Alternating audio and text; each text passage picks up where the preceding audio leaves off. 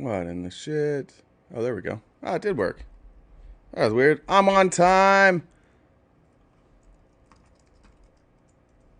Boom. On time. Welcome back, everybody. Thank you. Thank you. Thank you. Thank you for being here. As you come in, let's jump those likes. Let's jump those shares. Let's have a big Monday morning. Shall we? Shall we have a big Monday morning? I think we shall. Good morning, everybody. I hope you guys enjoy. When was the last time we talked? Thursday. A lot has changed since Thursday. Good morning, Pac Northwest girl.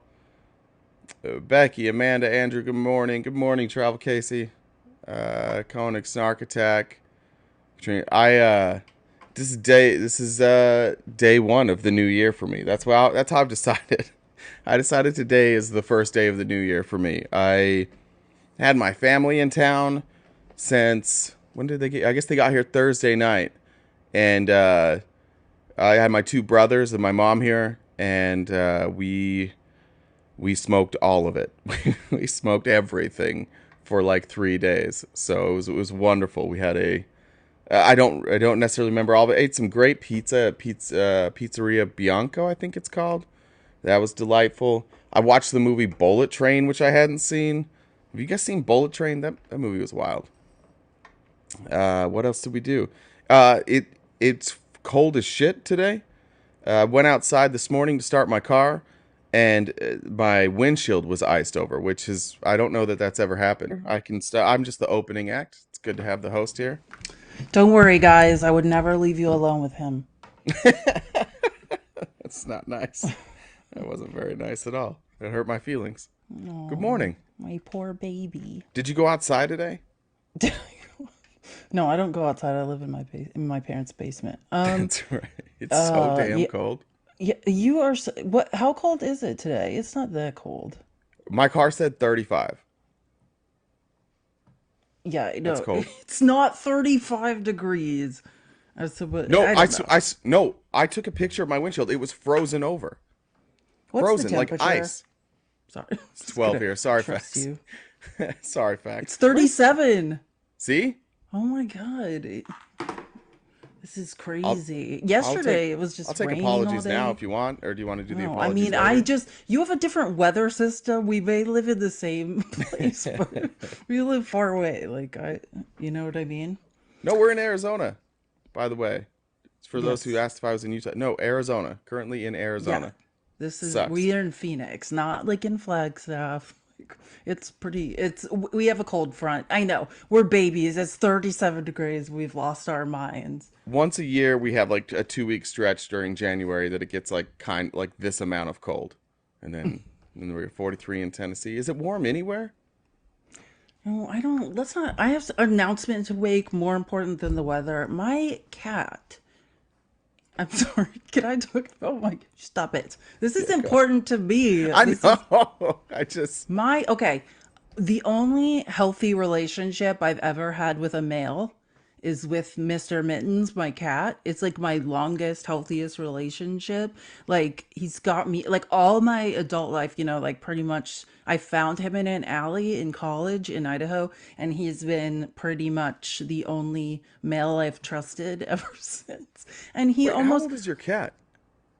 I don't know. I found him in an alley, but probably like 50. I told you he's like old-ish. I mean, old, like 15 maybe.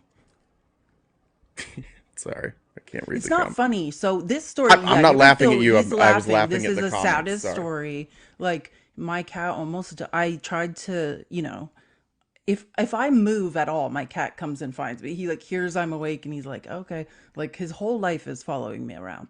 And he was like laying there. I kept calling his name. I was like 6 inches away from him, like screaming his name.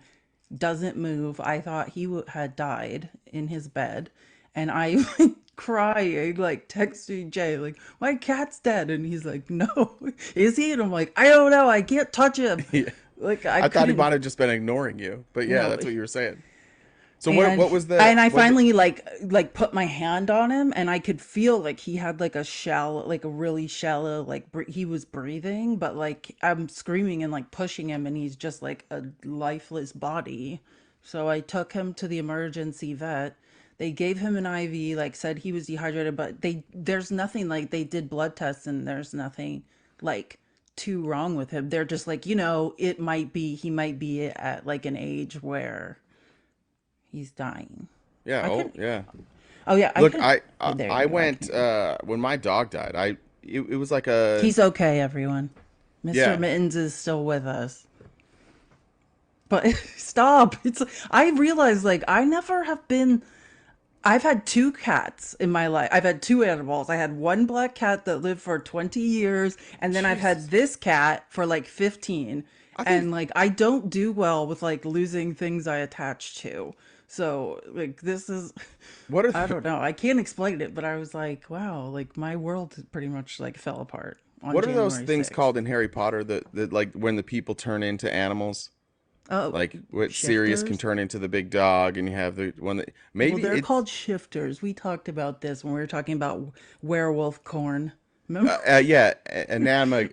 about Anamagus. Thank you. Look, Harry Potter fans in the chat. I um feel like maybe some of that's your oh yeah, cats that's the one thing I'll say are about Harry anamagus. Potter. Like if you just as someone who's taken Latin, like if you want an education in Latin, that's all Harry Potter teaches a ton of Latin. Like all of those words, that's Latin. Yeah. It also teaches magic, which is terrific, and good family values. Those are the things that we learn from I Harry think Potter. yeah, Harry Potter has a lot of great lessons. I think it's cool you watch it with your daughter. I mean, she's 3. She might be a little young for some of She's that. 4. She turned how oh yeah, you told Yeah. me. Her She birthday's like right after Christmas. she told me the other day because we watched the first 3 and we were sitting there eating breakfast and she's like, "Dad, I'm sorry." And I was like, "Why are you sorry?" And she said, "I don't think I can watch Harry Potter with you anymore. I have scary dreams." And so she like came to tell me The sorry that she had had Dementors are scary dreams, getting and so her. now we only watch the first and the second one. She does not like Dementors. She's not a fan of Dementors. That's adorable. Yeah, I'm We not a love fan of her. Dementors. I want to be on the record. I also don't like Dementors. No one does. That's Yeah, I didn't want people thinking I was pro Dementor on yeah, this that's an live. important position to clarify. Well, we missed an insane amount of news. Felice and Oh I my just god. got off the phone like 10 minutes before this, and I was telling Because you her went that dark all weekend. You had family time. This is like the least we've ever talked. I realize you're my only friend. that's not Literally ideal my for you. only friend. That is not. I'm I not a good spent only all of friend. January 6th, you guys, texting myself. Like I was texting Jay, but he never responded. Like I'm just like acting like we're having a conversation. That's how sad my life is. But there's just no responses. Like sorry about that. I was like, up until like 3 in the morning. I The was problem still with my texting you. family, so the problem with my family coming in is there's 3 of us. Uh, so I have a brother that's 10 years younger than me and a brother that's more than 10 years younger than me. So they're substantially younger than me. And by 10 o'clock in the morning, at least one of them had been like, "Do you want to smoke?" I was like, "Yeah, I get like that's what we're gonna do." So from like 10 o'clock in the morning until whatever time we finally went to sleep, I was just blitzed for like 14, 16 hours a day for five straight days. Or how, what, Thursday, Yeah, Friday, Saturday, you're Sunday? worthless 4. sometimes on Yeah, THC. I got Like pretty nothing much. done. It's like you're a Yeah. lump. So I don't know what's going on. I missed the January 6th parties. Uh, I I missed Lena They Haba. the crazies came out of the woodwork. Yeah, so I know you guys all had a wild weekend celebrating January 6th, but I celebrated January 6th the best way possible by trying to pretend January 6th did not exist. Can I just tell you, I just noticed right now, I was like, I can't hear in my right ear because I have my headphones in that I was talking to you on the phone with. Like, I don't, I was like, I can't hear anything right now. Like, what is Brilliant. going on? Brilliant. That's brilliant. Whatever. Yeah, but let's start. We'll get into January 6th, but I just want to talk real quick about, in case anyone cares. I mean, at this point, like, the government at some point is going to shut down. They're just going to forget, like, to fund it. But it looks like, They're yeah, gonna forget. Oh shit. that pretty much. I mean, because they did the laddered CR, continued resolution. So half our government shuts down on the 19th, and then the other half shuts down on February 2nd. But they announced yesterday that they have a deal to fund the government, which Mike Johnson is about to have a bad. January and February. Like I don't want to feel bad for him because I can't because of his horrific positions on things, but like him the whoever became speaker, you know what I mean? It was over Yeah. before they started. Like there's no way to succeed at this position. The only way to succeed as Speaker with the Republicans is if you can somehow convince the entire party to think exactly like the Free Dumb Caucus. Because Yeah. the Free Dumb Caucus is just going to hold them hostage at all times, and they're going to keep trying to run out every speaker until the speaker does exactly what they want. But it's a weird strategy because do they think if they do this enough that Democrats will come along for the ride? Is that the plan? I don't understand. There probably isn't a plan, but I don't understand what they're doing.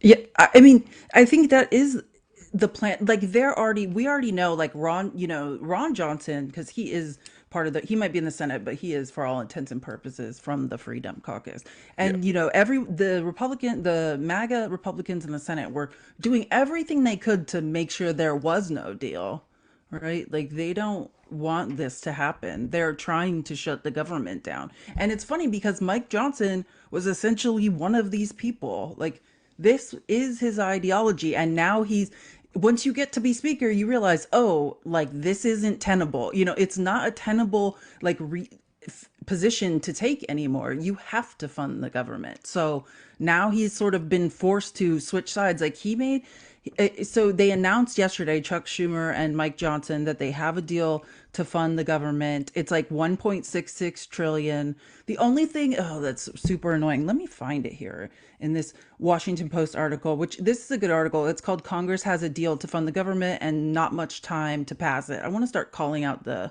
article names in case people want to follow along. The only thing that I'll is drop it in the really Discord. yeah, the only thing that's really annoying about this is that they, the Freedom Caucus in a statement Sunday called it total failure and totally unacceptable. So the deal allows for 886.3 billion in defense spending, 772.7 billion in domestic discretionary spending. That's our like, social programs we need. It's rescinding 6.1 billion of coronavirus emergency spending and then accelerates cuts from 80 billion in new funding that the Internal Revenue Service was supposed to get. So the most annoying thing in my situation or in my position is that they are cutting funding to the IRS, which I think it's Yeah, let's bring necessary. in less revenue. There's a good idea. That's the point. Yeah. And while the Republicans continue to scream about, racking up debt and all this, let's increase the deficit.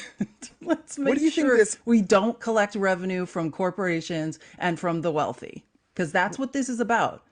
We do you do un, not want the money for the IRS to tax middle class people like ourselves and lower. It's not to go after us. It's to do forensic audits of corporations and the 1% and get the money. Yeah, you'd have to imagine that this is because this isn't really like a conservative thing. It's not a conservative idea to not pay your taxes, right? It's not a It's conservative thing absolutely to not. right? So this has to just be something that is driven from donors. This has to be something that's driven by lobbyists because it doesn't make a lot of sense. For a party that claims fiscal responsibility, it makes absolutely no sense to take away the mechanisms that allow you to collect the revenue for the laws that we have on the books. It makes absolutely no sense. And yet, like, I don't know if it's just like a political win for them or if this is them doing favors. Every time they cut funding from the IRS, a bunch of middle class Trump supporters come out and they're like, yeah, fuck the government. But it's like, it's the only part of the government where we shouldn't be cutting right now. Like, the only part. Everywhere else we can find ways to cut, but the IRS, where we're already not collecting the taxes that we need to collect, let's defund them. It doesn't make a whole lot of sense to me. Yeah, here's Biden's quote on this. The bipartisan funding framework congressional leaders have reached moves us one step closer to preventing a needless government shutdown and protecting important national priorities. It reflects the funding levels that I negotiated with both parties and signed into law last spring. So, like, another thing I just want to point out is that they ousted Kevin McCarthy for this. And Mike Johnson is essentially agreeing to the same thing that they ousted McCarthy for.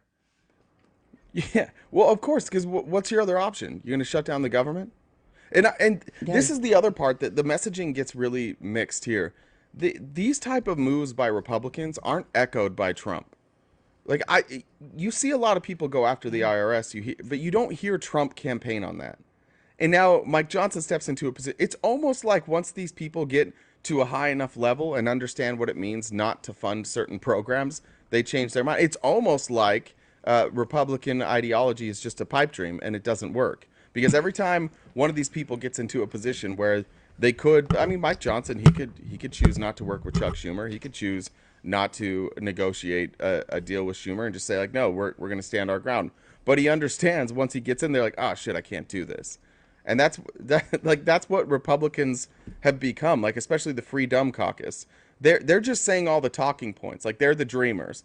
They're just out there to give every Republican who sits at home and complains about the government like talking points to regurgitate to their friends. Meanwhile, when it comes down to brass tacks and getting something done, like those people are never in the room. They're not even nobody gives a fuck what those people think. They're not involved. Yeah, and not today, not today in the comments is like I'm hearing they're going to oust MAGA Mike. That's true. I mean, Steve Bannon's already calling for it, and the Free Dumb Caucus has been floating the idea of ousting him. This is what they're trying to scare him about. This is exactly it. His quote about this was typical. It's the most favorable budget agreement Republicans have achieved in over a decade, right? And the Freedom Caucus is like, this is awful. This is a nightmare. Like, I don't know what will happen to him. It just depends on. I have to say, I am surprised how far these Tea Party Freedom Caucus members have taken this. Like there seems to be no end to what they'll do, and in my opinion, it's because of their complicity with the January 6th stuff, right? Like there's I think so. nothing these people aren't willing to do to try to help Trump. This is all in service of Donald Trump. Yeah, I our guy Andy Biggs Oh obviously God. upset about this. It's such a good position for Free Dumb Caucus members to be in. Like they can vote against these spending bills, knowing that they're going to get passed. Then they get to come back to their constituents and be like, yeah, they were spending, but I didn't vote for it. It's like it's almost like an unfair position. Like they get to take zero bullets. Like the Free Dumb Caucus is actually just the cowards. It's the people who claimed that they were going to Washington to fix things. They have no real ability to fix anything because nobody likes them. Like Andy Biggs can complain all day long. He talks about legislation he doesn't like all day long, but nobody will work with him. He has no credibility in Washington outside of the Free Dumb Caucus, and even then, Andy Biggs only gets to speak when it's something that nobody cares about. If it's a big issue, it's going to be Jim Jordan, it's going to be Matt Gaetz. Hell, it's going to be like imagine being leapfrogged by Marjorie Taylor Greene. Like you're like, listen, Marjorie Taylor Greene's going to be a better mouthpiece for us on these big issues. But that's where they get to sit. They get to sit there and pretend that they're principled, pretend that they have morals. Meanwhile, when it comes time for the funding to come to their districts, they're going to take that funding and then they're going to brag about it. Yeah, just like even Lauren Boebert did. It's hilarious. Like Bob Good, who I think you were saying you didn't know who Bob Good was. Like he's a You're representative from Virginia. He's actually, and I just was reminded today, so I just want to throw this out there. If you guys don't know who Bob Good is, he is actually the chair of the Free Dumb Caucus. I forgot that until I was reading an article today. And he was basically saying we shouldn't fund non-essential parts of the government until the border is secure, referring to the HR2 bill, which essentially tries to demolish the ability to claim asylum. That's passed the House HR2, but like we'll see what happens in the Senate. I actually believe the asylum issue does need to be looked at. Like we talked about this a little last week. The border, there is a humanitarian crisis, not to be confused with an invasion, but a humanitarian crisis at the border, and we do need to look at the asylum rules, in my opinion, because right now about 4 to 5 billion people worldwide qualified to show up at our border and claim asylum. And that obviously is not tenable. What do you think? Definitely. Look, the Republicans have this idea of just close the border. If their plan was close the border for like a month, but we have some humanitarian stuff we need to take care of. We need to make sure that the people who are at the border right now are taken care of, and they're not just like given to the cartels, Traffickers, given yeah. right. Yeah, like if we could stop the flow of traffic across the border, but we had a plan in place to actually take care of people, you may get some bipartisan support. You would. But that's the problem with the Republicans. The far right of the Republican Party, they actually just think this is a replacement. They actually think this is a political stunt. They actually think that these are just Democrats convincing people to come over to vote for Democrats so that they can beat Donald Trump. That's the problem. You have a third of the Republican Party that does not live in reality. They don't live anywhere close to reality. Nowhere close. Literally every single thing they believe is like the fourth or fifth most believable reason to believe that. They'll never take the obvious reason or the what's right in front of them. They'll never look at a situation that's happening at the border and say, "Oh, okay, well, we know what happened in Venezuela. We know what happened in Cuba. We know that people are looking to come here. We've got to look at the whole picture." No, it's they're coming to replace us, and Joe Biden invited them here, which is the dumbest fucking thing. Like it's the dumbest argument. There's no record of Joe Biden saying like, "Come on over." There's no like we're not sending out messages to their country. There's nobody has found any like leaflets that we're throwing into Venezuela and Cuba like, "Hey guys, don't tell anybody, but please come here to America. We need Yeah. more Democrats." Like at some point, if this was a real plan, some sort of evidence would have showed up that this was a plan all along. And yet, a third of Republicans are convinced this is what's happening. And we need to talk about how to stop it, right? Like solutions oriented. Stop just blaming and screaming. Like, what is the plan? Like, they are not going to stop coming. And with this, with Venezuela deciding to just annex the oil reserves that were just found in Guyana, that is only going to increase more people. More people are going to be, if there's a war in South America, they are coming to our border. Like, we have to subsidize and make life safer in countries south of here because I agree that there is a crisis and we need a solution imminently, or we're going to become like Australia. Australia keeps people like in ships off there. Australia is like essentially just a giant island. Their immigration, like the way we have this crisis at the southern border, they keep people in like huge like ships off the border that are like trying to get into the country. Like they're Just in a like bunch of Carnival cruise yeah, like ships. boat prisons. Like it's not like yeah, we need a solution before we have more of a crisis. This is not getting better. Yelling about it's not helping. We need to do something. Yeah, I think that's the most frustrating part about our government currently, and We're not like the looking to state of our do government. anything. Yeah, like, neither side is willing, and Republicans have been honest about it too. They're not willing to give Biden a win. They do not want to compromise on this. For them it is better for them politically for this problem at the border to continue. So are they going to advocate for not destabilizing? No. Are they going to advocate for fixing the border? No. All they need this to continue. It's like the one thing that's working for Republicans right now. It's not your rhetoric, it's not your plan, it's not your ideas. The one thing that's working for Republicans right now is that there's a problem at the border, and as long as they can campaign on that, they're gonna stay close. But if they lost that, if the border was fixed, or if we were seeing big improvements at the border, that Donald Trump's done.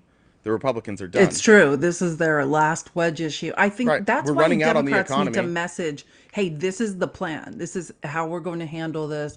These are the adjustments we're going to make. Like, it needs to be loudly acknowledged that Yeah, there's a plan to fix this. and I mean it. Guerrilla radio. Yes, the one thing. This is the one thing Republicans have left. You look at the state of the economy. If you are an honest person, if you're even remotely honest, and you look at the economy when Joe Biden took over versus the economy now, you have no Amen. choice but to admit that that under He Joe Biden, succeeded. the economy has gotten better. The Fed is saying that they're going to raise or lower rates possibly 3 times this year. It's stabilized, and now they're saying they're going to lower rates, which actually I was thinking about that this morning. That scares the shit out of me. I Well, really that's what I was going to segue because like yeah, it's going to make it into the easier for next point. corporations to buy more houses. The Washington Post article titled Trump promises to stop inflation, but would his plans actually help? If anyone wants to Google it, like that's the good segue. Well, first of all, just to agree with you about the economy. How you know that the economy isn't an issue to run on is watch the messaging the Republicans had where the economy is horrible and it has pivoted, right? That's no longer the message. The new message on Fox News, the new messaging is the economy is fixed, right? The economy is being fixed by Biden for by Democrats for the election. It's no longer bad, but it's a conspiracy to make the Yeah. economy look good because they can't say anymore, "Oh, he's Bidenomics is failing." The numbers just they can no longer say it. So now they've pivoted to, "Oh, the economy is just being fixed by people like they're saying Jerome Powell, who Jerome Powell was like Trump's guy before, right? And now Jerome Powell is the chairman of the Federal Reserve, the central Yeah. bank. He controls central This banking. ain't Jerome Powell got a lot of criticism from economists for keeping rates too low for too long. And there was Exactly. heavy pressure from the Trump Because campaign he's a or Trump Republican. team to keep rates low. Like Yes, that was the criticism of Jerome Powell during the Trump presidency was he was that. Trump's guy. Yeah, and this is coming from Tucker Carlson, which I was listening to his clip this morning. It was he's like, well, the Fed can't make up their mind. This is how you know it's political because before the end of the year, the Fed was saying, well, we're stable, like we've stabilized our rates now, and we're not sure what we're going to do in the future. And now that the new year has come, they're saying that they may raise or lower rates at least 3 times, and that is proof that there's like political interference. I that that tracks perfectly. If you have stabilized your rate, and now you're going to say, now we're going to look at the data for a few more weeks and make our decision on what we're going to do next year. Then you waited those couple of weeks. You looked at the data, and you're like, next year we're probably going to lower rates 3 times. Like it was just a storyline. That's exactly how this works. Once it's stable, then and you're seeing that economically all the other indicators are stable or they're getting lower, then you can drop the rates. That's how this works. And Tucker Carlson's ability since he left Fox to turn literally every single thing into a conspiracy theory is it's remarkable. I would be interested to see what his numbers look I was like. gonna say, like, I think I'm gonna start. I'm gonna trade in. I could only watch so many far right podcasts. You know what I mean? I gotta stay with Steve Bannon, because I just gotta keep an eye on him. But I might Yeah, you're switch from loyal. I might switch from Junior for a while. I might stop paying for Junior's podcast on Rumble. I might switch to Tucker because that show is so wild. Every clip I see, I'm just like, what has happened to Tucker Carlson? Isn't it amazing? Like the phenomenon of you get like think he worked at MSNBC, this guy, and every time he is fired, he just moves farther right. Like he is no longer talking about news. He is a full on conspiracy theorist. Like he's like past the Daily Wire. Well, that's we say it all the time. That's the move on the right. When you get canceled, move right. Yeah. That He's you will running find out of no right to matter where you move get to. canceled, move further right and you will find your acceptance. They're there. They're out there. And that's who he's got now. Like the Tucker for and remember, this is the same Tucker that behind closed doors was talking about how much he hated Trump, how he couldn't wait to get rid of him, how he's such a phony, he was a liar. And then he lost his audience at Fox and tried to go like do you remember when he first lost his job and there were these blips of like he was going to be maybe like a moderate there Yeah. were he dipped his toe in like how will people think if I'm a moderate and he tried to go like oh I'm in the middle of these two parties. It didn't work. Nobody gave a shit because nobody on the left's going to believe Tucker Carlson and moderates don't really want to watch Tucker Carlson or anything. So he's like nah, that didn't work. So then he dipped his toe in the far right and his numbers blew up. He's like all right, here's who I am now. I am MAGA far right. That's who I am now. Well, I and because his show's on Twitter, like, what does that audience on Twitter, you know what I mean? They don't want to see like some independent or like moderate podcast. Like, they're looking for the crazy, it's crazy town Yeah, is on there Twitter. any there's no platform that is more politically biased according like based on who's pulling the strings than Twitter. There's there's no platform. Zuckerberg give me Instagram, I guess that's Zuckerberg too, but like give me any other platform none of them are nearly as biased as Twitter is now towards towards conservatives. I concur. And yeah, like the thing is about like what's going on with Trump, and this is just a segue to that Washington Post article. Like we're just talking about the border and this Washington Post article is basically talking about Trump's promising to stop inflation, but like his plans to do that don't make any sense. And one of those plans like is about the tariffs again. Remember the tariff debacle? Because he just wants to like appear, again, this is a PR thing, like appear like he's fighting with Xi, like, oh, I'm coming hard at China, like here we go. And then basically decided to doesn't understand trade and how it works, and then used all these tariffs that didn't work, and then who ended up paying for his tariff failure? We did. Yeah, The taxpayers. yeah, it goes to show that like what Trump's policies are just basically based on how it plays to his base. And saying Well, they we have don't a trade understand deficit with tariffs. China and we must put tariffs. His base loves hating China. They also love retaliation. It's like two of their favorite Yeah, things. they do If you can love some retaliate, revenge. and also if your retaliation, man, imagine if he could come out with some way to Remember that retaliate word against. cloud that it was like Yeah, what people like his followers associate with his campaign, and like one of the biggest words was revenge. yeah. That yeah, so he's just going to double down on these tariffs, and his base is dumb enough still to think It's a that those 10. No, tariffs have you worked. heard what he's saying now? It's like a across the board like 10% Yeah, on all goods great. like coming from out Americans, of the country. Like this how would you is like in how would you do you like know to what who's pay going to pay for that 10%? People, us? we are. That's Yeah. the consume there. This article is so scary. I don't even know if you want to read it, but like different economists are predicting what a 10% tariff on all imports would be. And yes, it's basically predicted to raise the consumer price index. Like what the only thing, the indicator that essentially Jay and I look at and say, this is how we determine the health of the economy. Like, can we afford anything?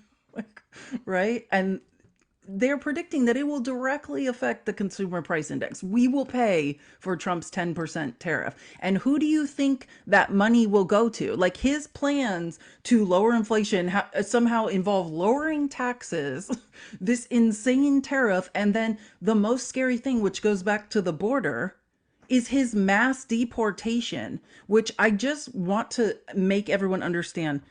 Even if I'm speaking to you, replacement theory folks, even if you're like there's an invasion and we need to stop it, what you need to understand about you need to understand how it will hurt you personally. Like, and I'm talking about all the, he's saying day one I get in office and we're going to do a mass deportation of 10 million people. Even with the undocumented immigrants right now in our country working in certain industries, we still have 10 million jobs unfilled right now. He wants to deport 10 million more people. What will happen if that happens is our economy will crash. Like, Look, if you were going to be a conspiracy theorist, if this is who you are, which you guys are on the right, it would be really easy to come up with a conspiracy theory that Trump is trying to destabilize our economy so that he can be a fascist, so that you can have a fascist leader. Uh, Everything he is proposing will only do damage. It will do no good. I don't know, unless maybe I'm missing something. I see no evidence that, based on historical data, and based on how math works, that adding a 10% tariff when most of America is struggling, and we're still recovering. We're still trying to come out of a pandemic where, by the way, even as the economy stabilizes, debt is at an all-time high. Like Americans are holding more yes. debt now than ever, and our country is holding more debt now than ever. And everything Trump is doing is saying we will take in less money as the government, but we're going to increase the cost of goods for the consumer. Can somebody on the right make sense of that for me? We're going to bring in less revenue. We are going Yeah. to cut taxes. And by the way, Cut the Trump ta- drastically cut the supply of workers. Like say, like do you know how much this doesn't make sense? How much this is counterintuitive to us in America and our consumer price index and being able and having buying power. right. This is not He's for hurting us. anybody in here. This is not for you. These tax cuts are not for you. These tariffs are not for you. For Donald Trump to still be considered like this man of the people and a friend to the working class blows my fucking mind. There's a reason other Republicans aren't advocating for what he's advocating for outside of Vivek, who gets all of his talking points from deep inside Donald Trump's asshole. But outside of Vivek and Donald Trump, nobody is saying this. Why? Because they're not stupid. They're not dumb people. They have real economists that work with them and for them. Donald Trump's economic views are basically like, what do I feel today? Do I feel like this will work? And can I retaliate? Because again, remember, Trump only operates in chaos. He does very poorly when things are normal. And so he's gonna create chaos. And so he's got to be fighting Amen. somebody. So he's gonna fight China, despite the fact that when we look at his finances, nobody paid Donald Trump more money than China while he was president. Isn't that so ironic? Like, that is probably one of the best things. Like, 5.5 million specifically from China, 7.8 million from foreign governments. So just And right there, I looked into stop that talking about number Biden. a little bit. That does not include the goods that his family, The uh, trademarks. yeah, the trademarks that his family got, and the goods that were not included in the round of tariffs that he gave to China. That doesn't include the breaks that Ivanka got. Like Donald Trump enriched his family from China. Donald Trump has so many ties to all of our enemies. I think he owes $20 million in a loan from North Korea. I Oh think yeah, it's he something like, owes yeah. North Korea money. Yeah, not the country, not the Trump administration. To be Personally. clear, he owes North Korea $20 million. Who is getting loans from North Korea? Like, can we please think about this? Like, this guy went to the Bank of North Korea for a loan, and they love it. Guys, Hello, vote for Donald Frost. Trump. Don't listen to these faggots. Trump Mm, 2024. nice, That's dude. unbelievably Nice. That crazy. was very compelling. I bet a lot of people were really compelled by that. Frost, well done. Changing the minds of the masses. You made a lot of good points. You You really also did used a something there. slur, Yeah, so pretty that's on brand for horrific. MAGA. You Who's remember? doing that at 10? It's the morning, you know what Yeah, I'm saying? Like, take a five. Sit the we're next not couple bi- rounds out, Frost. we're not bigots, and we're smart. You guys are dumb, right? The left is so dumb.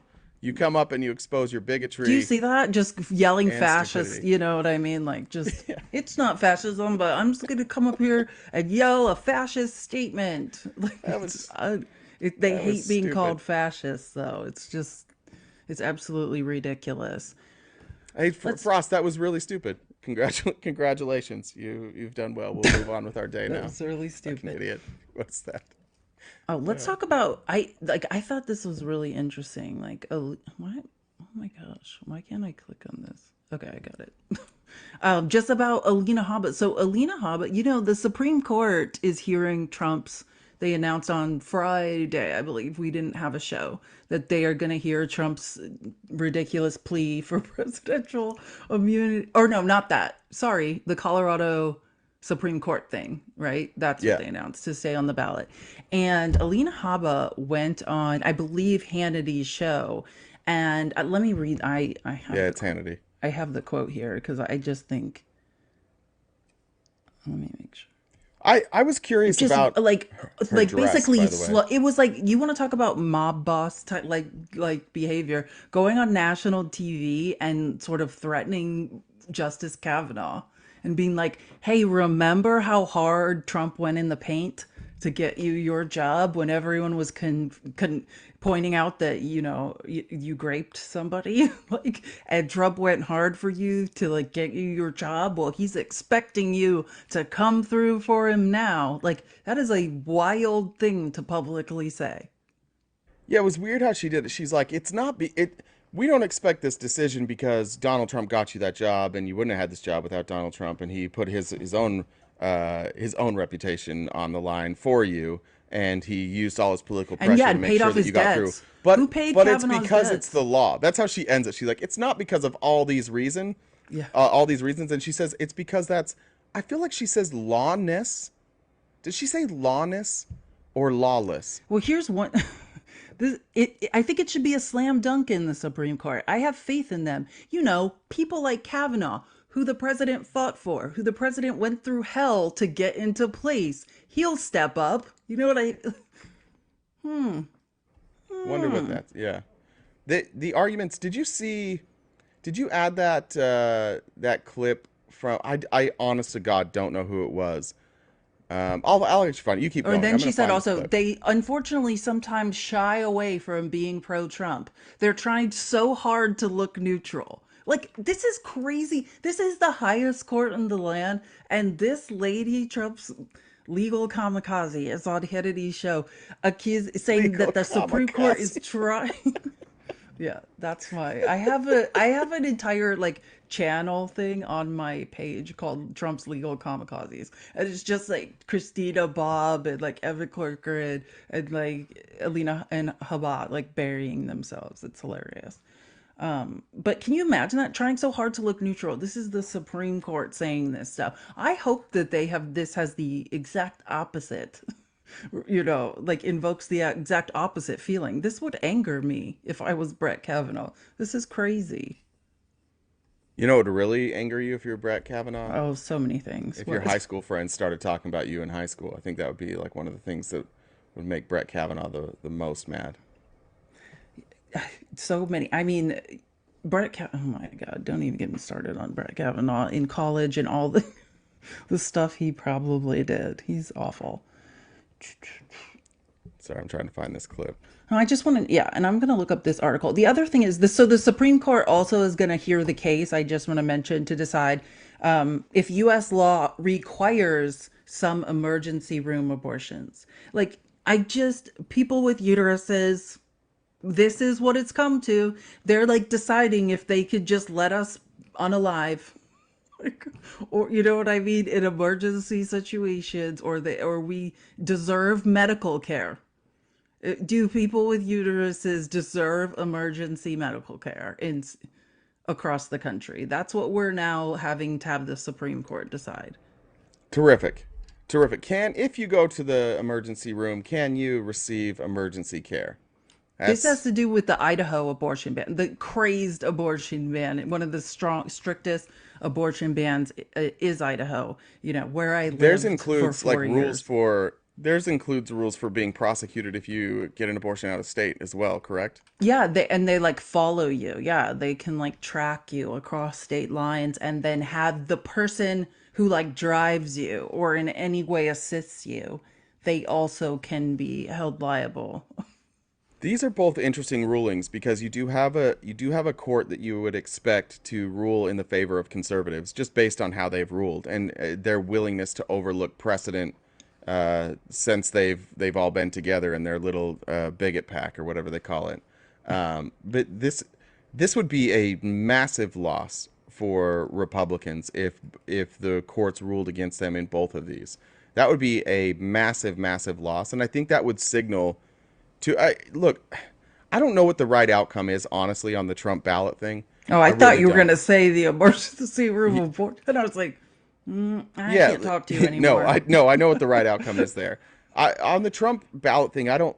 I'm not convinced that keeping him off the ballot is correct. I could probably be convinced, but I'm not there yet, so I don't know how that rules. But if they were to rule against Donald Trump and he was to be allowed to be removed from the ballots, I think that would signal that the Supreme Court is like, hey, like we do have a line. And that would give me a lot of hope. If they rule in Trump's favor in both of these, and then the opinion comes out and they're using the same arguments that Trump's team is using, then I would be concerned because Trump's team is basically saying, hey, we're allowed to commit crimes. Like it's just fine. I saw today now he's changing his defense a little bit, calling it the For the Colorado Supreme Court yeah, one, yeah, and for there's so many insurrection, he's things saying going it's on. It's so hard to what keep them all clause was he straight. using? Basically, like the sworn to protect or something like that. Like because he took an oath to protect, and he has to continue along that oath. So him going around the country talking about voter fraud, Yes, yes, yes. that he's protected because he was just doing what Yeah, he that was had nothing to legally do with him obligated to wanting do. to be president. Yeah, he was just Yeah, exactly. Yeah, that's what that he said. He's wasn't like, for yeah. him. That was for us. Yes, I have heard that. that argument. That's the Supreme Court can't use that brief that they submitted, because if they did, none of it makes any sense. Yeah, that's just one of the things on there that essentially makes no sense. Or his other new argument in there is that the 14th Amendment just bars him from serving as president. So the Supreme Court needs to let him run, and then whoever is the VP will just be his VP will be like inserted as president. That's his literal argument. The 14th Amendment bars someone from serving, not from running. So Right. he can't Just be a shadow president. Yeah. Well, that's kind of that's kind of the way, if I remember correctly, that's kind of what they were going to do in Russia originally, right? Is that you were going to have Putin just running as like a shadow president. Yeah. But then they fixed that. They figured out they could just fix all the elections and change all the rules, and nobody could do a goddamn thing. I do see two guests in the box, by the way, Harvey and Luis. Oh, Harvey's up. What's up, Harvey? What up? Hey. I'm How's just it curious, going? like, what's your... Oh, sorry. No, it's going good. Sorry about that. I'm just curious what your question is. Are you just asking, like, what I would support? Like, what my ideal president would be? Sure. Yeah. Yeah, I would say just go for Trump. What leans you in that direction? Yeah, he just would, like, align with my more, like, libertarian, right-leaning policies or politics, more so than the other candidate. Like what ones? Yeah, so I specifically fuck with his, like, recent tax cuts. I think those are pretty cool. Why? I also support just like the cutting of taxes. I think is pretty cool. Do you like the cutting of taxes when it's not coupled with spending cuts? That's something personally, like, I critique him on, but I don't really. It's not like a big deal. It's not like a deal breaker for me Why would that not be a deal breaker? because I don't care if the government bankrupts itself. That's actually kind of an ideal goal for it. Oh, okay. So wanting it to that's a Yeah. pretty honest take. Like, you like Trump because he can fuck things up so bad that the country Hell yeah. will fall apart. I mean, I ideally, think that's a position that I've heard people take, actually. That's- You know, yeah. like Bad Views feels that way. You know, like Very Steve Bannon-esque. the closer they get to, you know, basically completely running our country into the ground, like is I don't really like think he himself can do this, but I think that, you know, aggressive, you know, like government debt to the point where it just like implodes on itself and just goes bankrupt. I think that'd be pretty dope. But then what happens? What happens if, like, Then we don't have go... a state anymore. Yeah, but then what? Yeah, then society rebuilds itself. The Doesn't- Purge, Jay. The Purge. Yeah, What do you like- think? I'm even more down with that. Yeah, so that's what it is. Like, you wanna arm up and go try and get some land and do your thing and have your own little community, or what's your plan Sure. when the purge happens? Is that the idea? No, I mean, obviously this is gonna be more of like a, I don't know, like a joking take. But no, I do support his tax cuts. In reality, I support I generally do better as a person under like Republican and right leaning presidents. They more align with my my ideals. Like I said, my right leaning ideals. All jokes like aside. Well, I didn't think you were like. Wait, but all jokes aside, if he cuts taxes and continues spending, that's like, we are closer to the brink. Sure, but then it's just gonna be paid back at some point because they'll just keep like increasing the debt ceiling like they have previously. Okay, which devalues the currency. Yes. Then we'll have to reinvest money into the economy, and that economy will just flow to the top 1% again, like it always does. And Yep. we'll continue Yes. this cycle. Yep, it's a cycle of governments. So why Ideally, not? like I wouldn't have like governments to like exist, but I mean, hey, that's the How would- ideal world.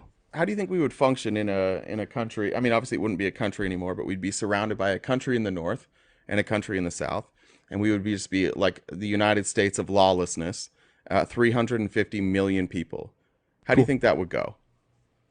Yeah, it would just work in the same way that it would work now, just with different different rules and regulations within private businesses and How would you have private rules and equity. regulations without a governing body? Yeah, like governing. It wouldn't be like the abolishment of governing body. That's not really like anarchy is. It's the abolishment of like illegitimate hierarchies such as like state governments. I would like. How do you define- decide what Yeah, makes just, it legitimate? Consent. I think consent like adds some sort of legitimacy to a hierarchy. I'm sorry. But we have 350 million people. Do you think there's anything we will all consent to? No, that's what I'm saying. So I can consent to the hierarchy. Like I guess like a good example would be like a job. Like I consent to that hierarchy. I consent to that power structure. I consent to being ruled by my employer. But I don't consent to the rule of law of the United States government in the same way that I consent to my employer. So I would just hold this same principle to like anything, that there has to be a degree of consent between ruled and ruler. Yeah, There like, doesn't have to be a ruler at all. okay, that makes sense. Like in a scenario where you work, like if you don't want to, if you no longer consent, you can quit. But what He if you no longer? consents to being a slave. But what if you no longer consent to the power structure that we have here in this country? Then what Yeah, do then you you do? just withdraw. Like I can't withdraw Where? from the United States government. I wish I could, but I can't. Where Have do you you go? seen the documentary The Anarchists on HBO? I suggest Nah, I don't have HBO. watch it because we found out what happens. I thought They HBO's went- for like old people. They denied the existence of the state, and HBO or Max or whatever it is. They denied the existence of the state, and they went to Acapulco. And spoiler alert, a lot of them are no longer with us. I don't know what Acapulco is, and I don't have Mexico. HBO. It's a place in Mexico. Sorry. Yeah. Yeah, But no, like I mean, this is like going to be like an ideal world. Like my utopia. This is what's going to happen. well, in your utopia, it's basically just like a caste system and a free for all, and there's no like it's literally just like going back into, if you in America we would say that's going back to like the 1700s, where it's just Cool. like whoever had the most guns wins, whoever has the most power wins, whoever can Yeah. collect, and then you're probably going to reintroduce slavery at that point. Because there's no governing body, so if you have, Who do you think reinforced slavery? What's that? Who reinforced slavery? The government. Great. So slavery. I mean, I'm sure we can both agree. Slavery Okay, but wouldn't have wait, been hold what on. If the slavery gov- was hold without- on. Wait, hold on. Wait, Wait, I but was you would- going to ask a question. Well, Wait, I so wasn't it's- done yet, though. I wasn't done yet, though. Yeah, but you were kind of going on like a long thing, and I was trying to like, I was respond just to, like, I was one gonna point. I was gonna respond that like if you didn't have a government, Gentlemen, be nice. yeah, if you didn't have a government, there would still be somebody. Like if you wouldn't just let slaves leave, right? You would enforce that. You can try to, but then they would have like a justifiable reason to like take up arms or take up action. But what if they against don't this have person. access to arms? Well, they don't have to. They'd have a reason to try to do this if they were. But what if they slaves. couldn't? Or someone could come to their aid. That's also a thing too. But what if nobody did? Then no one would. But again, they still have this opportunity to do so, and they're not going to be like burdened by like a state that enforces this law on I the don't think- people.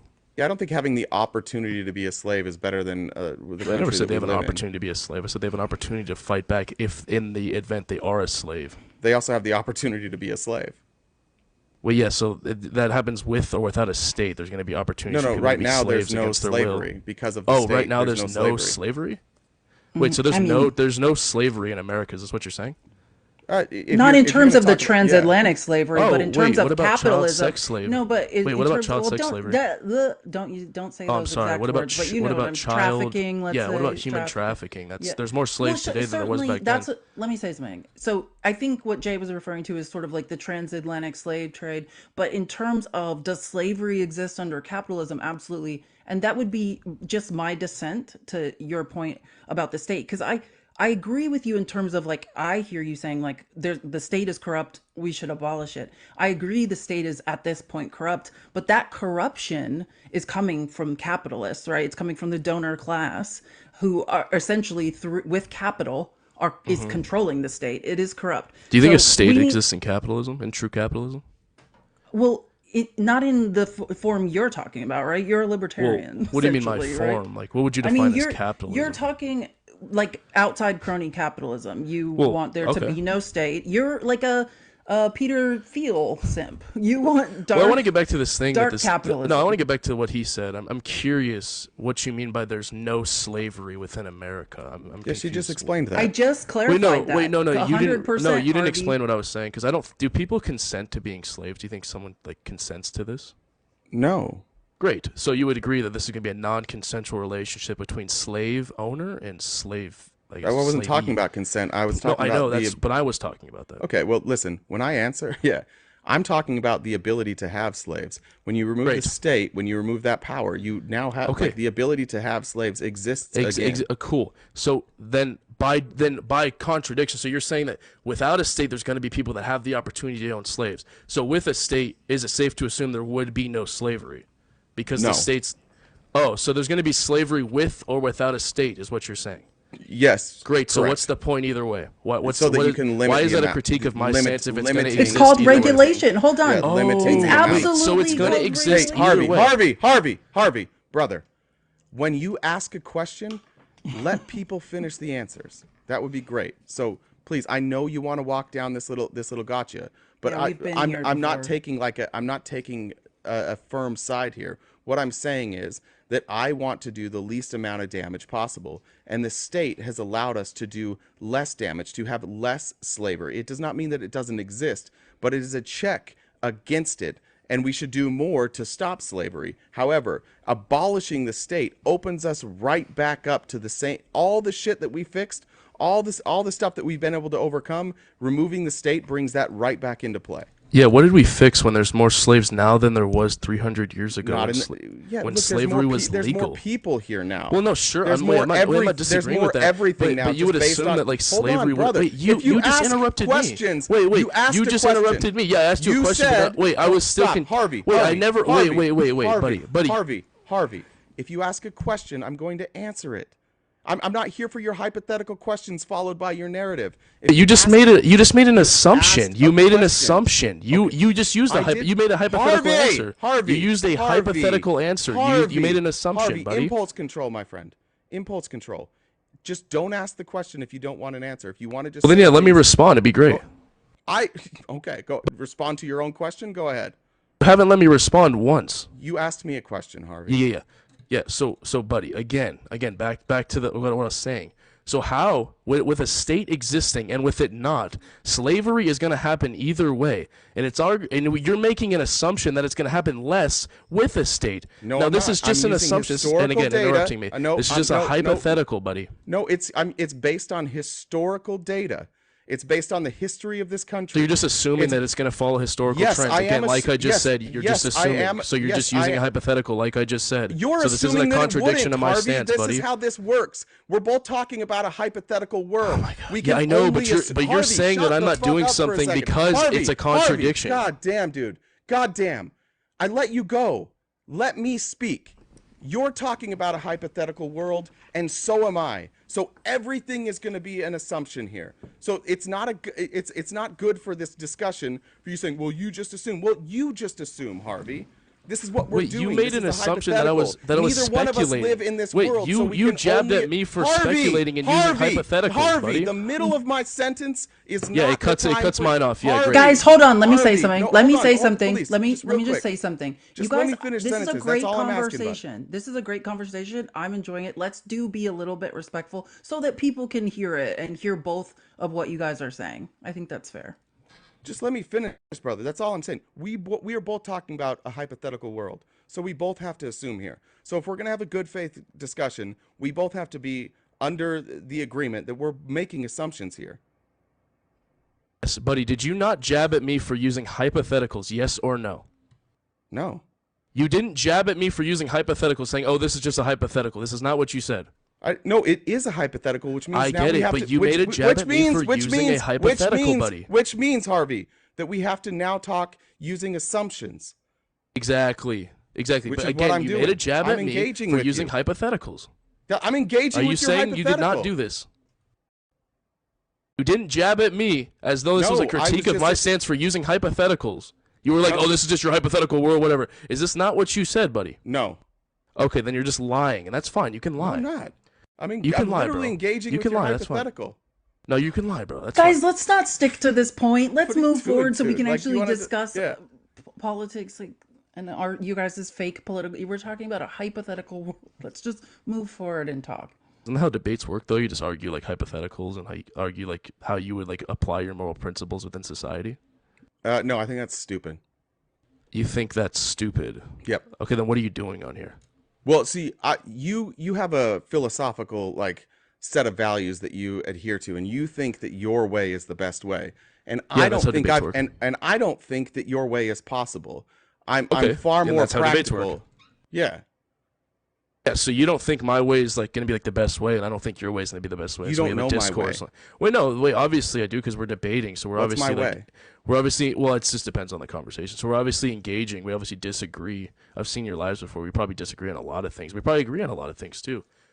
So we're just gonna Probably, like yeah. we're just gonna like just have a debate on which world is gonna be the most ideal for ourselves. I It'll don't make care more about that sense. debate on which world is going to be the most ideal. I care far more about what is possible and what the outcomes would be. Like the outcomes of what you want, like they're not tenable. There's 350 million people here. We will never find agreement, and there are violent people all over this country. There are people who will want to get all the land. There are people who will hurt other people to get their land. Does are that happen people who now? will enslave other people. Does that happen So I now? am a fan of having a state Great. so that we can collectively bargain. Yeah, great. So RTP, does that happen now? Do people aggressively seize land from others in a way to gain more power / capital within Yes. today's society? Great. Yes. So this exists with or without a state. We'll just go down the list. What Correct, else did but you wait, say? I'm but sorry. wait, hold on. It's like you're purposely going past my point. I want the ability to make a change, and in order to make those type of changes, you need a state. You need somebody to appeal to. You need somebody to adjudicate. Why? Because how would we come to an agreement as a country without somebody adjudicating? We okay, with or without a state. So why do we have democracy? Because we don't come to an agreement. So we want to come to a general like consensus. We want to get somewhere close to a majority. But we obviously don't agree. We don't agree at all. So we don't agree with or without a state. So again, why are you even saying this? This doesn't matter. All this stuff exists what with we or do without have, a state. what we Disagreement have exists with this, or without. You just asked a question. The reason that I like this is because when you have a disagreement in your scenario, whoever has the most firepower or the most power wins. It no longer becomes a democracy. It no longer becomes an agreement between people. I agree. It becomes So- middle of my sentence. I I there, know, Harvey. but you're Please just going allow on a me- big thing. I got your point. Okay, be quiet. I got your point. Be I know you're quiet. going on a big be thing, quiet. buddy. Shush. Let him Shush. finish, Harvey. This is getting ridiculous, Harvey. I think that you need to have a state because otherwise fringe people take control. Fringe Ooh, people great, who great, are willing great. to Fringe go people- and violate Come on. other people's rights. Like those are the Great. people I'm concerned of. Dude, you actually make a really Harvey, good point. I don't know why. Like, can you No, not talk I'm, when I'm I talking? actually agree with you. Okay. I It's agree with you. impossible for him. Well, no, It's I impossible know. I get for what him. you're saying, Harvey, but you're still Harvey, going. hold on, I know you hold have on. a show Harvey, to do. You have Harvey, a performance, okay, I'm but gonna like, mute you buddy, for a second. Harvey, listen. There are people watching this, and if you talk while I'm talking, nobody can hear a thing. I'm happy to give you a platform, but please, for the love of God, stop talking while I'm talking. Go okay. ahead. Yeah. So you said something very important. You said bigger weapon, bigger stick.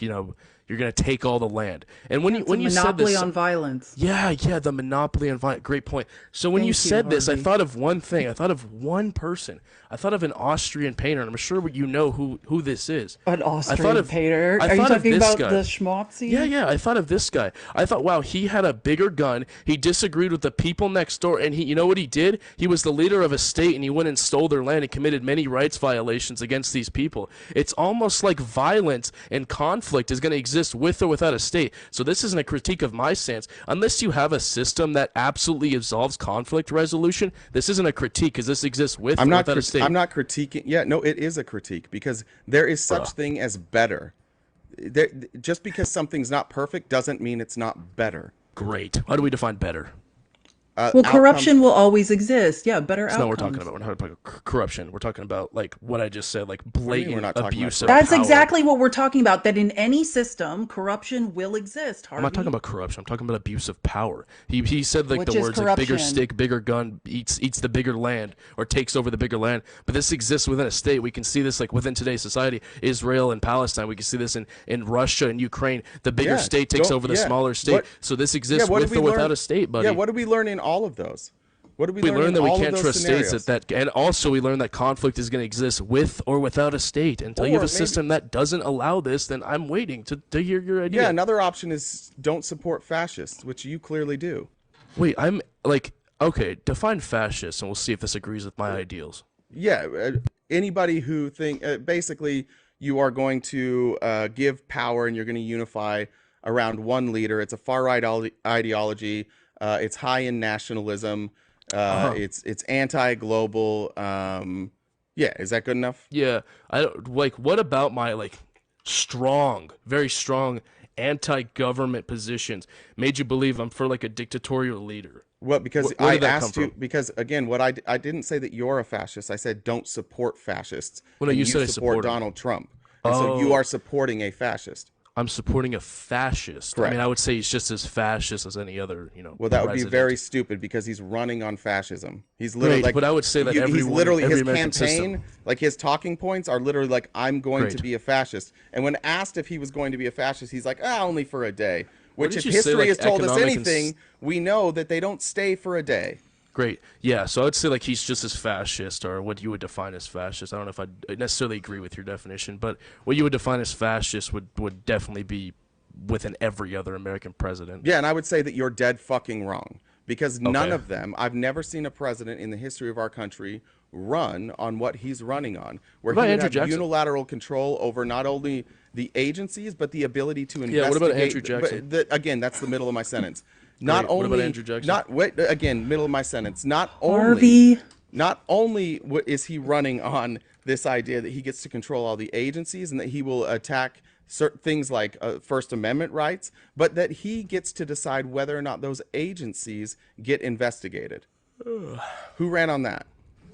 I don't know, man. I don't really follow like what Trump runs on a daily Yeah, well, basis. that's the problem. You just support him and you don't Yeah, you're realize just that gonna you're Well, supporting no, a I fascist. support him for reasons. Makes I don't sense, support him for Harvey. like reasons that I don't claim. I only support him for reasons I claim. I agree, but he's also a fascist. So by supporting him, Great. you are supporting Yeah, fascism. and so I would view them all as fascists. So just Yeah, because well, you you do, would it be doesn't matter. wrong. Well, I don't know if that's really how like that it works. feels like a very cowardly way out of this to say like I don't know what he's running on, so I'm just going to assume that he's like everybody else. Like you've done not enough research to have Wait, an what do you mean I opinion haven't on done enough this, research? and yet you're like he's the same as everybody else. Wait, but have I you don't asked know. me how I would but define wait, fascist? middle of my sentence again. But I don't know. No, what but he's you're running making on. claims on but my wait, stance. hold on. You're saying that you don't know what he's running on, but you're sure that he's the same No, amount I of said I have fascist- reasons to That's support the him. middle of my sentence, Harvey. I know, because you're going on a monologue. I know buddy. because you I keep get cutting it. me off in the middle, so I want to make sure you No, hear the you question. go on like 3-minute answers. Harvey, and you don't let me please, answer for the same ample amount of time. please, Harvey. Harvey. So when you say you don't know what he's running on, but he's the same amount. I didn't say I don't know what he's running on. Harvey, Again, that's not what I goddamn, said. dude. Well, Harvey, then stop I misrepresenting promise- what I Harvey, said. I promise when my sentence is done. I know. Then you stop. will have Then an stop opportunity- misrepresenting what I God say. Damn it, dude. Shut up. You're saying that you don't know his policies, but you're sure he's the same amount. I never said that either, buddy. Please explain that. God damn, you were so close, Harvey. Buddy, all you gotta were do so is just close. accurately represent the points Okay, I've well made, then and I won't explain interrupt then. you. So Stop I never. cutting me off Wait. and When explain. did I say that I have no idea what he's running at? I don't know the You policies said he's you running don't know on. the policies he's running. No, on. I never said that. I said I have policies that I support him on, and these are the only reasons I support him on. I never said like I have no idea what else he's doing. I don't know what he says on a day-to-day basis, like at his speeches or something. I'm not that You've up to read date on it. Project But 2025? I've read like a couple hundred pages of it. I So wasn't that no, into it. you've read Agenda 47? I've read watched a Agenda little bit of 47? yeah, Agenda you can 47. watch Well, I the watched it, videos yeah. even. You Yeah, I don't even watched have it. to read, Harvey. Yes, I And watched so Agenda when he 47, said or that a he little was, bit of it. so Harvey, when he said he was going to take over the FEC, the FTC, and the Yes. FCC, and he was going to be the adjudicator of whether or not they were investigated, did you not view that as fascism? Yes, I view this as like a strong like economic regimentation, and which I would say is a point of fascism. Sure. What? Yeah. What? But we're I talking view about the every other election. president We're as talking about doing this. elections. That's not Yes. economic. Yeah. Well, I so mean, you it think would you be don't think it's economic. fascist? But that isn't he somebody- trying to take over like the FDA and all that other stupid shit? And like Yeah, trying but to I fuck with used all these that? 3 examples on purpose. If you're talking about the FEC, do you think it's a good idea for the president to have control over the FEC and control over whether or not they're investigated for their job? I mean, generally, I don't think that's a good thing. But then again, I can't Yeah, prove that it's none of these especially in a presidents democracy, previous. right? Yeah, but I haven't proved. Well, I don't really believe in democracy, so I truly I- don't. Like, ideally, I don't care. But I don't think You like, don't either- believe in democracy, No, I don't and believe in you're democracy. debating the point. Okay. Why would I believe in democracy? It's a terrible system. Anyway, so yeah, I don't really care, and I can't prove either way that like neither Biden nor Trump have like fucked with this system previously without the like knowledge of the American system or the American people like fucked with the election or election tampering in general. That's I can't prove I'm this not has or making hasn't that. happened. I'm also Lord. not making that. I'm also not making that claim. I'm saying what Well, I Donald am. Trump is doing is he's opening the door for him to be allowed to do whatever he wants without any repercussions. Yes, but I'm making this claim. I'm saying that I'm not convinced that there hasn't been a president before that hasn't fucked with elections or election tampering. And I mean, this is true. I don't think we can prove either way that there hasn't been a president or a presidential candidate that's fucked with the You elections. made a claim that you just, and then your next statement is, "I can't prove it." So can we move on from that? Wait, what? You said you made a claim about election tampering, and then you said, "But we'll never know, and I can't prove it." So what is Yes, the we don't point? know. So that's what I'm saying. We don't know if So election that's tampering has pointless. happened or hasn't happened. So I would view Well, we don't like know. We don't know if you're an alien. Exactly. yeah, we sure, have, but I would like, view that like all we- presidents are like fascists or support fascist ideals of the American government. And I'm saying to you is that's like I get it. I get that that's your ideology, but it seems like because of that you're willing to turn a blind eye to somebody who's openly fascist because you have that you're set on this idea that it all needs to come burning down to the ground. Yes. And you're going to just ignore the fact that or you're voting for somebody who wants to be a fascist. Yeah, I would just say it's the lesser of two evils between the and two. I would say it's a fascist. Well, I would say Biden and Trump are both fascists. So And I'll I just would pick say which one Biden more is not aligns a with. fascist and Trump is Okay. a fascist. Okay, yeah, like again, you would define fascism as some like cop Well, out. how do you like, define right- it?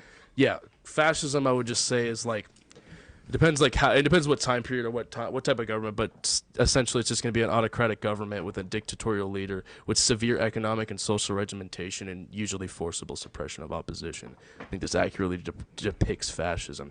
I think believe in a Biden natural has, social hierarchy. I didn't add social hierarchy. Listen, I but- agree with Harvey. I think America, the American government is 100% like throughout time fascist light. But then when you look at Donald Trump and what he's proposing and you dig into it, like if there's 14 points of fascism, right? Like he's hitting all of them. And so it's about degrees at this point. Because I can't, No, just like, not for me. I don't want to agree with Harvey, but I do agree with that statement that is the American government traditionally fascist? Like, pretty close. No, I'd say it's like right. I'd say it's there. I think the part that they're But missing Donald is Trump is the trying part to they're take missing is the authoritarian dictatorial leader control. most of the time. Well, That's that the could- part that's that a part that's of it. the That's- part that's that, something that like, can has happen. kept us from Authoritarian being rule fascist. is what we've been missing. Well, yeah, but there's also like severe economic and social regimentation. I think that, or not, I mean, not so much social. We kind of like absolve that in the Constitution, but economic regimentation tends to be a pillar of the left and trying to do this. This is not something the right usually agrees What with. do you mean by that when you say it's Yeah, a pillar of the left and economic? Yeah, You've said so economic yeah, like regimentation regulations and stuff several like times. this. Yeah, regulations, stuff like this. You know, so regimentation is just going to be like the government controlling something. That's the best way to define it. So you're kind of saying you're in that camp of libertarians when you say regulation is essentially hurting the middle class. I don't care who it hurts. I don't. That's not my You claim. you don't care about the middle or lower class. I can hear you. Well, it's not that I don't care about anybody. I'm not making I a hear claim it. that I well, I'm hear going it to in your vote for the voice. best interest of You anyone want but to myself. step on the middle class, right Okay. on their neck. Yeah, great. That was a And I'm real like- real response right there. Good job. Anyway, No, you said it yourself. You don't care about oh, democracy. you got it. I totally claim that I don't care about the middle class. Yep, good point. You really ate there. Harvey, bless your heart. Like you're trying. It's like you're doing it to the wrong person. I don't care. Well, I know you don't care because you don't have a response. Obviously, if you cared, you would have like a response. No, Harvey, this is let me tell you what's going on here. And this is the absolute truth because I wanted to be a philosophy major, but then I went with history, and this is why. You are too bogged down in semantics and being right. I care about changing things. Like Harvey, we literally What have I are argued just here in a semantics? semantics debate where you're trying know to what prove that semantics you're is? winning. Yes, I absolutely know what I never semantics argued, like, is. definitions You or, like, you're literally not using spent this time word saying right. Jay wasn't exactly word for word repeating your claim, so Wait, we had to 'cause he literally wasn't. arbitrate it for. That's my point. Wait, when It's he's, a like, waste of misrepresenting time. my claim, Harvey, that's something to, every like, come single back thing at. you're doing That's is not sitting semantics. here wasting all our time. Wait, that's not semantics for You him to are like accurately wasting all represent of my our time. claims. Do you That's not care how it about works. change? Like, Yeah, I want people to or change do you towards just my want to be ideals. right? That's the problem. You just want to I be right. I can be both at the same time. Well, the problem is, no, you can't, and this is proof that anarcho-capitalists, libertarians, they haven't gained any real traction, fucking ever. I was a libertarian. Like And? you guys, nobody. Honestly, like if everybody's talking about politics and there's libertarians in the room, everybody's like, man, I wish the libertarian would just shut the fuck up and like go That's away. because they just don't understand like libertarianism. Most Yeah, people agree with or your libertarianism, messaging just don't sucks, understand it. or your idea sucks. It could be any of Or those they just don't things. understand it. That's also But a it thing. could be any of them, No, right? you're a simp for billionaires. You're a person who I'm a believes simp I for could be one. billionaires? I could be one of them. That's what libertarian is. Let me pave the way. Let me pave the way for Peter Thiel to get even richer because I truly am Peter narcissistic who? enough. Even though statistically I won't be that guy, I believe delusionally in my head I could be that guy. Oh wait, so that's I'm your just like position. I like want like I'm envious of billionaires that got there due to like taking advantages No, from the no, state. not Great. envious. Like you believe you could be Yeah, that so I'm person. envious. Yes, great. No, So not envious. yeah, No, but okay, whatever. yeah, but like I disagree with like most billionaires and how they got their money. So I don't know how that works, bro. It's Yeah, I confusing. but agree.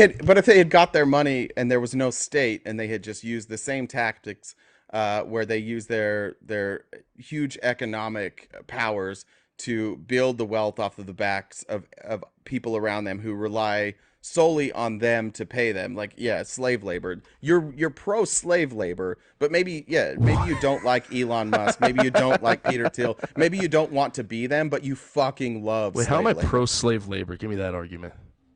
Yeah, you're willing to remove any barrier from somebody to be able to use slave labor, right? If you live in an area of a country where the resources that you guys would export or that you would sell are all controlled by one person, and you all have to work for that one person, then that's slave labor, right? I mean, how you would define it, I'm sure, but Well, this is not Tell how. you, you I'll don't tell you like how you you don't define it. like If we're producing a surplus and handing it off to a capitalist, right, instead of Uh-huh. equitably distributing it, then we're slaves. Yeah, how That's wait, that how does that track? What's your Yeah, 'cause definition of slavery? you were talking about consent and coercion. If you have no Yeah. other option but to work for somebody at the wages that they give you, you You don't have an have option, sure. consent, and it's by nature Wait, no, you coercive. have an option because you can What's choose the to option? Yeah, you can just say I don't want to work there. And then what if you have nowhere to go? Yeah, then you have nowhere to go. What if they say, sorry, we're not going to let you leave? Yeah, then you have like every right to like take up like some sort of like action against your boss if they're Okay, gonna but like they've got all imprison the you guns, falsely. you don't have any. What are you going to do Yeah, now? then again, I'm still gonna have a justified reason to take up I arms don't against my justified, boss. sure, I agree with you, justified, but practically what are you going to do? Yeah, I don't know. I guess in the same way that I would like do something today, like if my boss decides to keep me in their place Your of boss business, can't like hold you. what Your would I boss do? can't hold you by gunpoint. You Why have not? there Wait, there are why not? ways. There are what you can call the police. You can Wait, what if I don't you have a can phone? sue the boss. I don't have There a, are I a don't lot have of a, things I you don't can have do. a But in lawyer. this case, if you're being held at gunpoint, who are you going to call? Yeah, I don't have a phone. I don't have a lawyer. So what am I gonna do at that point? Probably. What are most people going to do? I don't know. I'm asking They're you. just What are going to you gonna do? participate in slave labor to keep themselves alive. Oh, so you're agreeing within a state if my boss locks me inside and doesn't allow me to leave and holds me at gunpoint that I'm gonna obviously have to confer to his will and his Well, authority, right? under your system, yes. Under the system that No, we I'm have asking your currently, system. no, no. Under Well, this why? system, no. Under this system, you can call the police. Well, what if you don't have a phone? Then what? Well, then, yeah, then it's kidnapping. Yeah. Okay, well, great. It's kidnapping with or without Okay, a but if you state. do have a phone, and you're in your system, there's nobody to fucking call. Wait, I can't call like my like my homies or my private police force or my private militia force. Well, you live in this area. These people own the private police force. Are you saying Well, that no, I have my you, own as a private police slave force. laborer, have access to your own Yeah. private police Yeah, I force? do. No. Is that what you think? They're You all see how going this to come makes no run and sense? How I defend can keep you? going down like, oh yeah, I have this, Oh. I have all these things. How this is just like speculation and boring, right? Well, I'm But just this is wondering. why it's pointless to talk to you. Can't you agree that? Well, yeah, because you guys keep saying like all these things, like, oh, I don't have this, I don't have that, I don't have this, and then you hold the same principle with a state, and then you say I can call the police, I don't have a phone, and then keep going down the same bullshit that I'm going down. It just see how it doesn't make any sense. Correct. Because if it doesn't I make don't, sense. if I don't come back from work and I don't have a phone, my wife's gonna call the police. My friends are What if you going don't to have a call the wife? police. And You don't have the a friend- you don't have police friends or a wife? exist. Harvey's single, The police we just exist, found and the out. company that I work for does not have a private police Yeah, force. I that have can- none of these Harvey, things. shut the fuck up while I'm talking. I know. Thank You see how it makes no Harvey, sense. It all right, pisses you Harvey. off because it makes. This is the thing, dude. You got to stop talking when others are talking. Harvey, there are ways for me right now, if I was held, there are ways for me to find, or there are people that I can reach out to that will help me. There Yeah, are people just like in my life- system. Harvey, shut the fuck up. Yeah, I There know. are I people understand in what you're saying. Harvey, my I God. understand what you're saying. My Just God, Harvey. same thing in my My God, Harvey. But in your scenario, there isn't. There's nobody to call. Unless I you're can call going my to rely homies. on your friends. And now you're talking about What, Yeah, now we call my just homies. have lawless groups running around fighting each other? Yeah. Then what happens when somebody just claims that you're keeping people there as slave Wait, would you- labor? wait, and so they you're come saying that the into police your aren't land, lawless? and they take over your land because they have more guns. Wait, would you and say they the just made up the a lie American about police you, system Harvey. They isn't just lied lawless? about you, Harvey. I can just talk over you. All they did Wait, was I don't lie. think They're you like, can, hey, this buddy. guy I don't is think you keeping can. slaves, and they convinced everybody else to come and take over the Wait, land. so are and you give it to saying the you. police And in the now United rightful States aren't landowner, lawless? Harvey, now the rightful owner Harvey has lost their land due to lies, and there is nobody to adjudicate that. Yeah, they're lawless. Yes or no in America? What'd you say? Buddy, are the police gonna be lawless in America? Yes or no? Sometimes. Sometimes. Okay, great. Yeah, thank you. Okay, great. Harvey, Yeah, yeah. here's the problem. So wait, hold Here's on, the wait, buddy. problem. No, You're Harvey. interrupting me. So this is what Go I mean. ahead, You interrupt sweetheart. me like Go ahead, every buddy. single Go time. ahead. Go ahead. So yeah, so you said the police sometimes are gonna be lawless. Correct. Are gonna be lawless thugs, just upholding the ideals of a like a less than Bastardized desirable system. state. Yeah. Great. So what's going to be the difference from me calling my friends who you called lawless or whatever you said, you hold some principle like that? What's going to be the difference between that and like the United States police force? Yeah, there are Or the people United that States act- military. yeah. That's even worse. There's a difference between acting lawless and having a lawless nation. That was such a cop out. Good job. Yeah, no, see, You didn't give me the I difference. can live. No, you didn't 'cause- give me the difference, buddy. Yes, I did give you Wait, the no, difference. you didn't. You I didn't gave give you me the exact. You didn't give difference. me a principal difference, buddy. You I'm just said, not "Oh talking wow, about- yeah, one has Harvey, a this set is- of laws that they don't follow, and one Correct. doesn't." So they're both Harvey, bad. this is the problem This is with dumb. this is the problem. This is why you're not compelling to anybody. This is I don't why need- you I'm don't not a win. performer, bro. Harvey, I don't I'm need to be still compelling talking. to Harvey, people. now I it's just my need turn. to. Harvey, I Yeah, just let you talk, so be quiet. Wait, this is like the first Harvey, time you have. Harvey, it's my turn. This is why you're not convincing to anybody, because the way that you view this argument is you think that just because I can point to things in your system that also exist in my system means that my system is the same as yours. No, there are levels. There are levels of lawlessness. Someone acting above the law is not the same thing as having no law. Acting extrajudiciously is not the same as having no judicious system at all. See, I'm saying that our system is imperfect and that there are flaws in our system, and we will consistently have to fix the flaws in our system. I'm saying your system is entirely flawed and there's no real fixes to any problems. You think that people are just going to like get along, that people are just going to all agree like, hey, we'll just do the right thing all the time. No, people are going to do the wrong thing. And you want this justice, like you get to go take justice out on yourself. Well, who decides what justice is? Does justice mean going and taking somebody's land? Does justice mean unaliving their whole family? Does justice mean egging their house? What is justice? How do we decide what type of justice is appropriate if there is no state, if there are no laws? Yeah, great. So basically, what you just said. Buddy, your mods need to chill. Anyway, so basically what you just said is that you can't prove a principal difference in between the two. Is that when you hold the same stance, when you hold a stance that this can happen in one but can happen in the other, I would say they're both bad because they both have victims at the end of the day. The victims of the lawlessness of the state and the victims of the lawlessness of my sort of ANCAP world, they're still going to be victims at the end of the day. So to put like course, one above the there are other is victims weird. in Wait, buddy, every system. You went on a monologue for a while and I was silent. And then right when I start talking, you have something to say. It's just so interesting. I was buddy, agreeing you with just you. spoke for like at least I a was minute agreeing with on you, nothing. You child. I was. I don't care that with you're you. agreeing with me. Just hold it to the end, buddy. Now I'm fucked up my train of thought. Oh, I'm So- sorry. Yeah, I know, buddy. It's hard. ADHD's a bitch. Anyway, It is. it is. So yeah, so to say that there's like levels to this, I don't see that. You can't That's the provide a problem. distinction between the two because they're both going to have victims. There's both going to be the perpetrator, which is going to be the person committing the harm, and there's going to be the victim. Whether the state exists or not, we're both going to agree that they're bad. So to use this as like No, a we don't jabbing agree on point, yeah, you're just using this as like a jabbing don't point agree to on make that. my argument look less desirable, but it doesn't Correct. because you can't prove a difference, a principal difference between the two. I don't need to prove a print. See, this is the problem. This what is do you the way, mean? No, wait, Harvey. This is the problem. You think that this is a philosophical debate. If I had It is. hold on. No. It what is. what's No, my, it's what's not. my This is philosophy, the real Harvey? world. It What's my is. philosophy? It is, buddy. What's my philosophy, Harvey? What's my philosophy? What is your philosophy? Yeah, I what don't really think philosophy that's like do I a adhere question, to? bro. What philosophy do I adhere to? I don't know. Let me So ask how you, the what fuck what can what you have a philosophy? philosophical debate Wait, about which? wait. Hold Just on, because hold you on. do or I'm don't asking adhere a to like a question. philosophical. I'm asking a question. How can we have a debate? Not how you ask How like can we have questions. how can we have a philosophical debate, Harvey, when you don't know what my positions are? But I don't have to know what your position is to Okay. engage in a philosophical debate. That's not really how like philosophy works. you don't- And I'm not even super engaging in a philosophical debate. We're just engaging in true. our moral You're not. principles, which is a little bit No, we're philosophical, not. but we're not What getting are my super moral deep. principles? Wait, your morals dictate how you're are my acting, how moral you're principles? responding. You're not believing that like what I'm What saying are is my going to be moral true. principles, Harvey? Wait, your moral principles are going to be like statism is going to be okay, or going to be something that you need That's to like statism rule is society. okay as a moral principle? Buddy, yes. Like it's more of like Yeah. an ethical principle. I remember. which is- Yeah, I remember. Yeah, that's. Yes, What's yes, your it's- moral principle? My Yeah. moral principle Yes. is statism is okay. That's Well, no, like you the believe in most statism, and I don't. But these, I would say these are probably more milquetoast, like lukewarm moral ethical principle principles. I've ever heard in my life. Okay, great. Yeah, you Okay. really got me there. Thank you.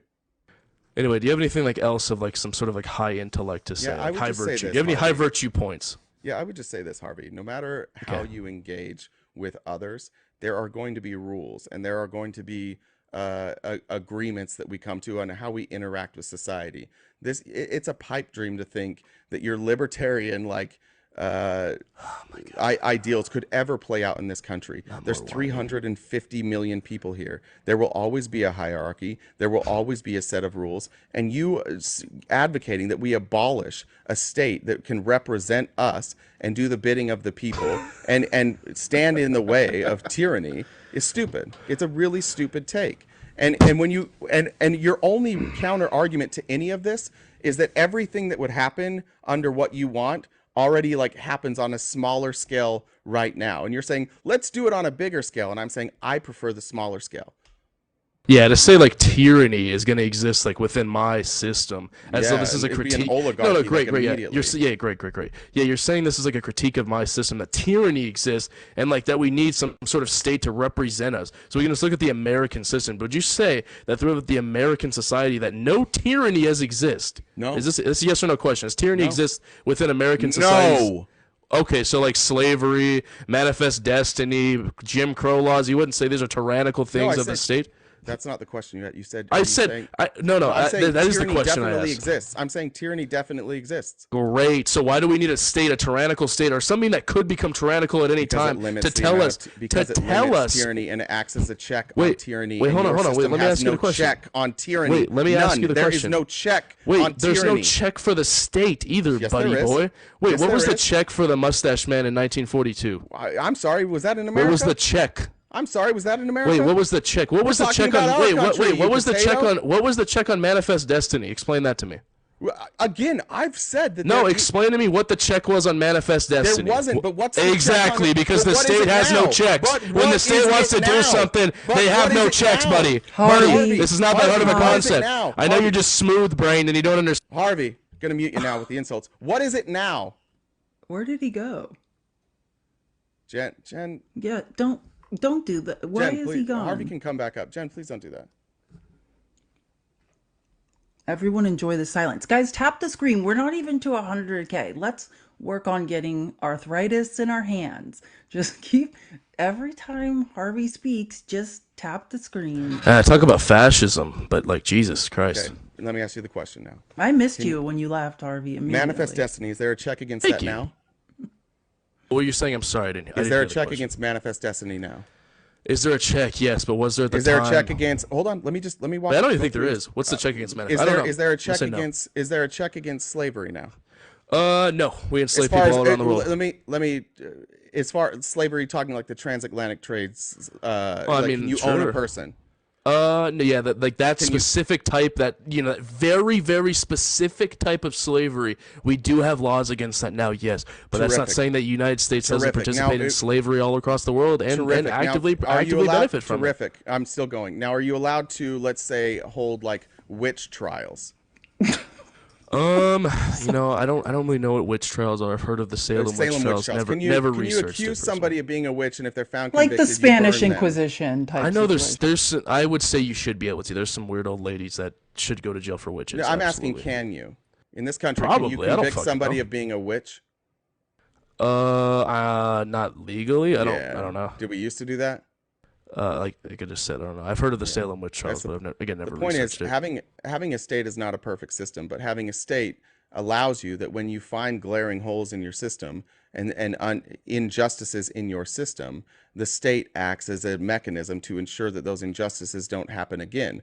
Nobody has ever made the claim that injustices, tyranny, bigotry, whatever you want to say, haven't happened in America. The claim is that by having a state and having a system, we can avoid those same injustices happening again. And in your system, there's nothing to protect you from that. Yeah, so wouldn't you say that, like, so injustice is going to happen regardless with a state? So I'll just agree with you on that. So it's just going to, injustice is just going to exist in one form and then switch to another. Like, injustice existed, like, with slavery, and then it just switched to another thing like sharecropping, and then switched to something like Jim Crow, and then segregation. Or I So guess who just would be the segregation. people that are the equivalent of the black slaves Wait, I in don't. That's the not. That's not the 1800s? point I'm Who's- making. Who's So the you really equivalent missed of the that point. now? Yeah, you missed the point. Is that injustice with the state is always going to exist, and it's just going to take new forms. And there's No, nothing. it is. No, I didn't There's miss the point nothing then. stopping No, I the heard state you. from, No, I from heard you. I heard you. redoing I heard what you. No, exactly I they heard did you. 100 years ago. Harvey, The I state heard has you. not So, changed. Harvey, The state. Wait, hold on, buddy. Harvey, Wait, hold on. no, Let me respond. Hold on. I'm Wait, asking let you me a respond. clarifying Wait, question. wait, Harvey, let if me you make a respond. bunch of points, I'm going to Wait, let me. I know Harvey, this is no. exactly what you do. It's All right, I'll just frustrating, mute isn't you. it? No, I don't care. I don't care. I'm asking you when you say, because you go on this monologue, you're like, there's always going to find a way for injustice. Then please tell me that the injustice of holding people as property and being allowed to use them as property, show me where that is today in our society. Yeah, like within America's like American systems. Yeah, this is just going to be like in like the 13th Amendment. It's not going to be as property, No, I'm but it's going asking you, who wait. can be I'm held as literally property? responding. I'm literally responding to you, and you're interrupting.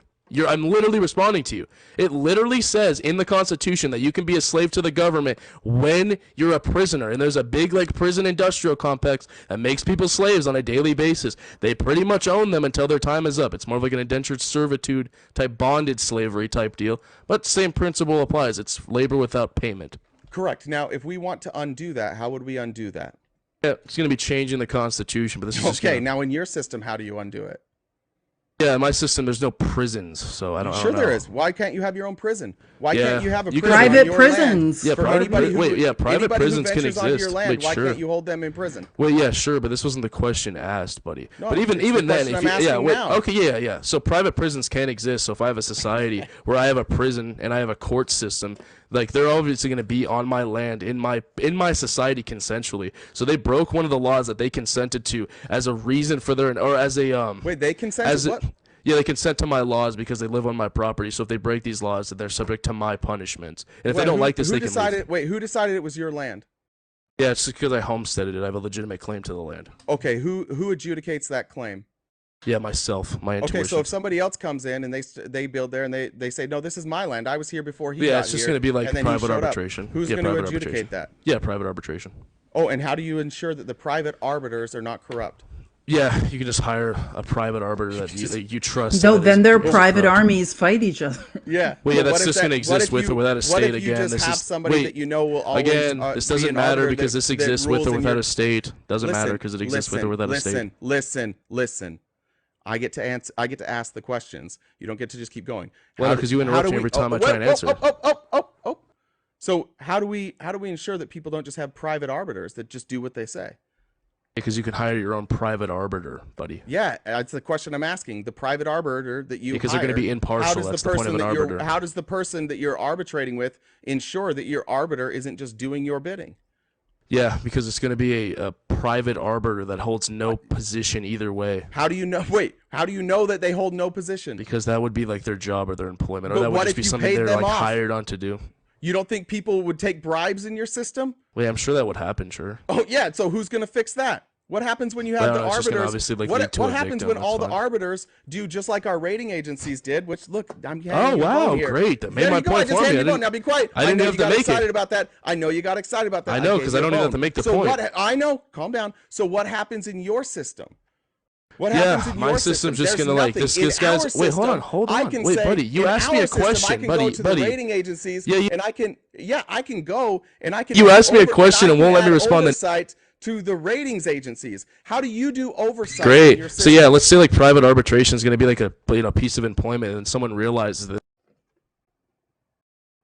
Muting me for what? I was responding. You need to ban your mods. They're fascists. Anyway. Well, here's so, the thing. They have to be careful. yeah, they're because losers. You won't yeah, stop I know. talking when I'm No, talking. I was literally responding. You were not know. talking. Go You were ahead. taking a sip Go of ahead. water. I Go watched ahead. you. What are you Go talking ahead. about? Go ahead. Anyway, so yeah, these private arbiters, it's probably going to be like some sort of job or some sort of like hobby that this person's going to do. They're going to want to do a good job. There's going to be no incentive for them to do a bad job and piss somebody off to where their name is going to be tarnished because of this terrible decision that was made. Or if this was ever got out that they were leaking or taking hold on. bribes, this is not going to Let be me good ask you- for them and their Yeah, business. wait. What if it's more lucrative for them to take bribes than it is to do a good job? Well, how are they going to? Yeah, how are they going to get more clientele when they're taking bribes? And this is Well, relatively what if known there's they're a taking bribes. massive landowner, and that massive landowner keeps taking other people's land, and the arbiter here, it just simply works for that landowner, and that massive landowner. Why would I take it? Then that's hold not on, going to be hold an on, let me impartial finish. arbiter. I have buddy. not finished. I know, but haven't it doesn't finished. matter because I'm not talking about a hired arbiter from a person that isn't non-biased. So what if this arbiter then starts just taking bribes from the richest people? Oh my God! I already explained to you that it's going to be an impartial party. Yeah, so they'll why just would do I? the right why thing. would? Yeah, why they're would I impartial. allow? Why I would can't I explain allow? why they're impartial, but they're impartial. Wait, I Got just it. said they're impartial because they don't hold How? weight to a specific side or or How party. do you know that they'll do that? Yeah, because both sides are going to like at least come to a Both sides consensus are on. just going to agree. Yeah, that's what's wait, gonna no, I happen. just said both sides are going to hire one, or at least hire, or come to a consensus on who we And should what if hire. they're both susceptible to bribes, and the richest guy just bribes both of them? Wow, yeah, well, yeah. Oh, wow, it's almost like that fucking exists within today's society. So again, not a fucking critique of my stance. Jesus, it's it almost is like we're going down the because same road. Here's why it's a critique of your stance. Why? Because you have nothing. There's nothing you can do if that happens. There's no mechanism which you can appeal to undo the injustice. That's the point. How can I undo injustice of the American judicial system after it already like sets its rule? Let's say it's the Supreme Court. Yeah, the Supreme Court can change their No, mind. I'm saying it's. I literally just said, let's say it's the Supreme Court. Then what do I do? They can change their mind. Wait, so the Supreme Court is going to make a ruling and then change their mind when? Roe v. Wade, you heard of that? No. I said when. When they So like make if their my ruling, land what is are you talking stolen, about? like let's say my land is stolen and the Supreme Court rules that this is going to be justified under the Constitution, Which would have been like and then eminent- let's say which like is 30 only years eminent later they domain. overrule this, Wait. then what do I do? But under our Constitution, that would only be eminent domain, right? Holy shit, buddy! More semantics. I said if the That's Supreme not Court. semantics. That's No, the only way you're allowed to take No, land no. in this country Okay. from others. Yeah, is yeah, eminent whatever. Whatever you domain. want to go with, whatever legal precedent you want to go with, that's fine. So Yeah. the Supreme Court rules Yeah, that, so eminent that I domain. can We're talking steal about the this government person. then took your land. Yes, no. The Supreme Court ruled that this land dispute that you were talking about, it's all the same principle. The land dispute is going to be settled by the Supreme Court. The Supreme Court rules in the favor of, like, let's say the wrong person, or they take bribes to rule in the wrong person's favor. What's going to be the person that's going to like adjudicate this, considering these are yeah. lifelong appointments? Well, this is cool. If you watch Schoolhouse Rock, and then you appeal to your legislators, and you would appeal to the president, and there are two checks against the Supreme Court. Not the president. Okay, so I have to go, and I have to appeal to the president. So I have to appeal to another person who could be bribed into ruling against me and my Yep, interests. and Okay. then also my Congress, legislator, and also Great. Congress. Yeah, Okay, Congress, another you know. yeah. It's A a way chamber better. of people Yeah, it's that a could way be- better system than yours. Yeah. You don't have any No, of that in your yeah. system. But we're just adding more people that could be bribes to the big greedy Correct. corporate man, like they are Correct. now. We just More added layers. more people that More are layers people. of protection. Correct. Yeah. We added more layers of corporate greed and people bought and paid by corporations, bought and paid by No. the rich man. We added more people like that. Great. No, that's so, a fun way that you're framing it. Yeah, no. Wait, corporations don't fund public campaigns like No, I'm Congress saying and that Senate? that's no, not how answer every the question. ruling goes. You Answer silly the question. sausage. Wait, answer the question. Or is the House of Congress and the entire part House of it, Congress? or the Chamber of Congress, I think it's a better way to phrase it. Chamber of Congress? Yeah, You mean it's Chamber the of entire- Congress? Brother, Yeah, just Congress- go read the whatever. no, you're not Whatever you wanna equipped go for with. this conversation. Wait, whatever you want to go with. Are they not bought and paid by rich people, like you said? Like the rich man is going to be the boogeyman. Not even in this? remotely in the same way, no. Oh, wait. What do you mean not in Rome? They're paid for. They're bought and paid for. Their entire campaigns are who? paid for by rich people, by people of big by who- corporations. Not rich people, generally corporations. We're talking Yeah, about yeah, first of great. all- So the yeah, big- and we're so the talking- rich yeah, man, I'm great. answering your question. We're talking about a land dispute between two private entities that would never, it likely wouldn't have reached the Supreme Court. And if it did reach the Supreme Court, I would believe that I don't know who would have the money to bribe the Supreme Court in that way. And if they did have that money, rich then man they would does. also be able to they would also have to be able to bribe Congress and the president. Again, Yeah, even if that's possible, it still has more layers than yours. There's more layers of protection. It has more layers of corruption, which makes Protection. it better. No, Yes. corruption. Okay. That's not what I'm saying, but anyway. Well, no, that's what I I'm enjoyed saying, it. yeah, that's My what I'm audience saying. is gonna kill me if I keep going down this road with you. But yeah, Yeah, that's it what gets boils boring down to. when it makes no logical sense to you. That's fine. I Yeah, get it. you did great. You No, did really I well. get it, bro. You Yeah, did it makes fine. no Harvey, I sense. followed you. I'm sure Just- libertarianism's going to catch on real fast. This isn't my. It's- This is my main. I had to It's come right out on the all peak time. of catching on. Just 80 more years, and you guys will be taken seriously. Oh wow, great, good point. Good point. You really Thank ate you. right there. I did. Thank you. Enjoyed it, Harvey. Have a good one. Well, I liked him. You guys Libertarianism could is a talk pipe each dream. other to death. That's like the battle of ADHD between you two. No, that was not Mike the Patriot, by the way. For those that were asking, I know Mike's voice. I don't know who that is, but it's not Mike the Patriot. Somebody said he's from Canada. I don't know who that is. Tyler's from Canada. Remember Tyler? Oh yeah. ANCAP Tyler from Canada, who calls us on his lunch break and just screams at us. I miss Tyler. Call us Tyler. God, please Wherever don't. you are. Harvey Please made don't. me miss Tyler. There's nothing worse than ANCAP. But the point is there's no point. You know what I mean? And like for me, this is my whole problem with philosophical debate is just like we are in a situation, especially like people with uteruses, minority groups, you know, in this country where we need actual change. Like debating hypotheticals is not cutting it anymore. And I think that's sort of the issue that I face. It's hard for me to engage in those debates because, first of all, we've all had them. You know how many, and it's the same debate with ANCAPs, isn't it? It's the same debate every Well, time. this is- you do it this is once, how I you've done felt. it. I felt when I was a million times. libertarian, this is like if you're in a philosophical debate where you're each taking a philosophical position, it is easy to argue from the ANCAP side because at the end of the day, like everything that possibly could go wrong as an ANCAP can also go wrong in every other system. So what they're basically the whole conversation boils down to corruption can exist everywhere, therefore my system is the best because it gives you private property rights, right? Or it allows you to do whatever you want. But it leaves out the entire argument of like how much impact, how much negative impact, how Yeah. small can your rights get? Like there is Yeah. not a perfect system. There are zero perfect systems. So you have to look at them critically and say which system is going to provide the most protection. And it's fair. Like all of his critiques of our system currently were fair. He was right about every one of his critiques, but they weren't worse than what he's asking for. Yeah, I agree with that.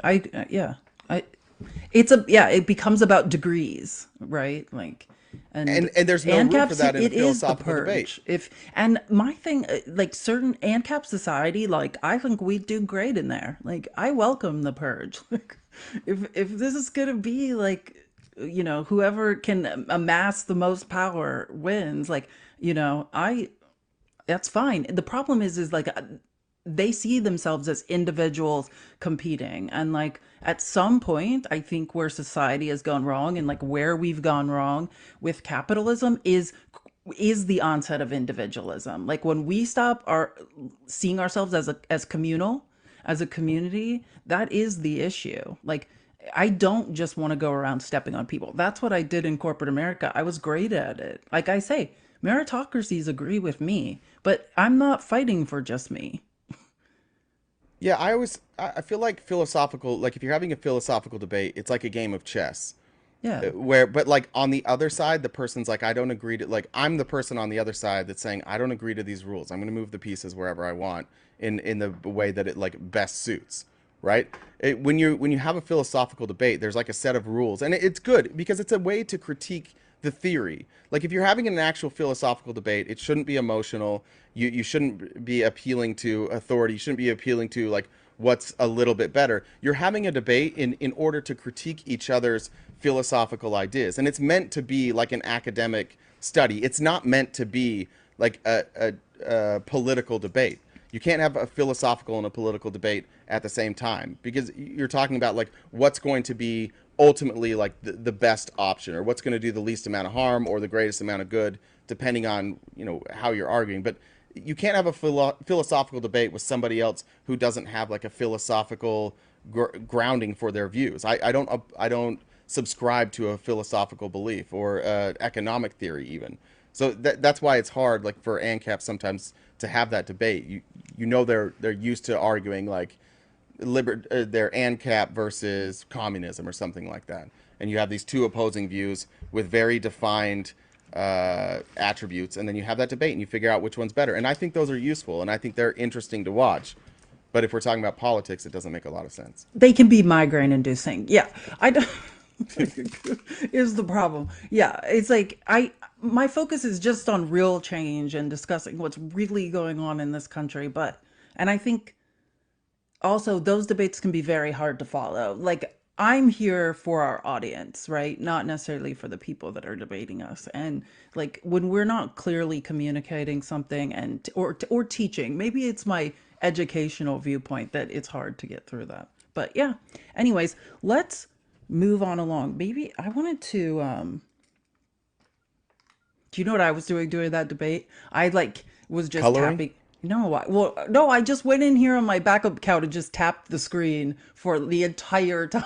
Like I was like, what can I do right now other than listen to this?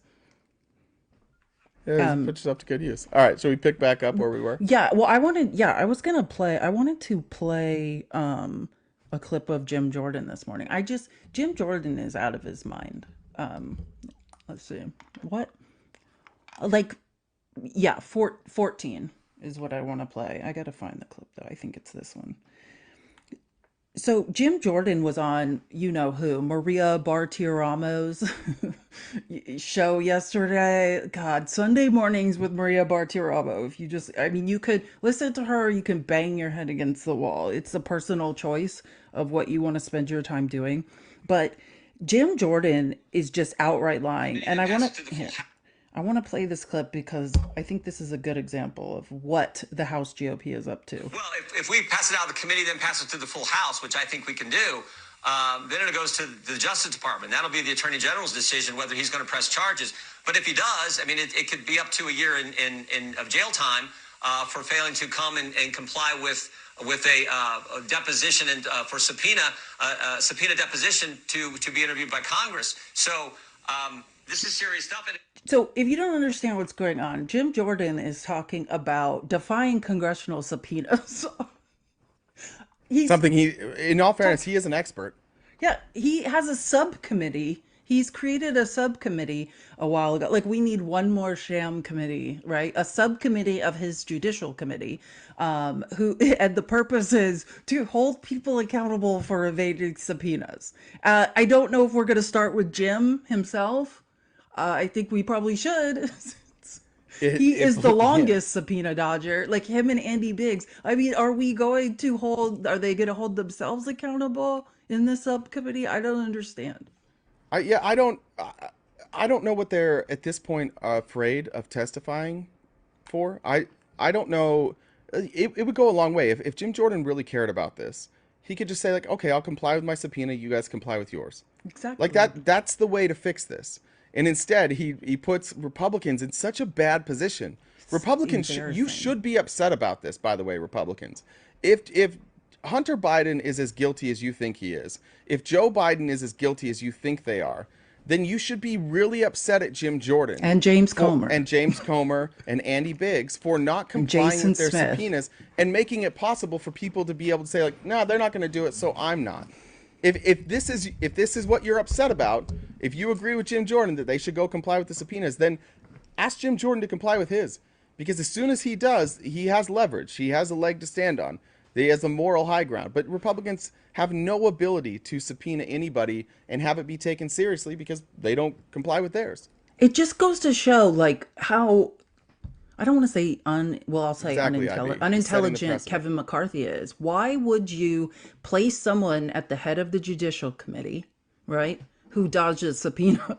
And like his only job is basically to subpoena people. Do you know what I'm saying? It's like they gave away any leverage or credibility they had the minute they put Jim Jordan in this position. So that's the first clip. Listen.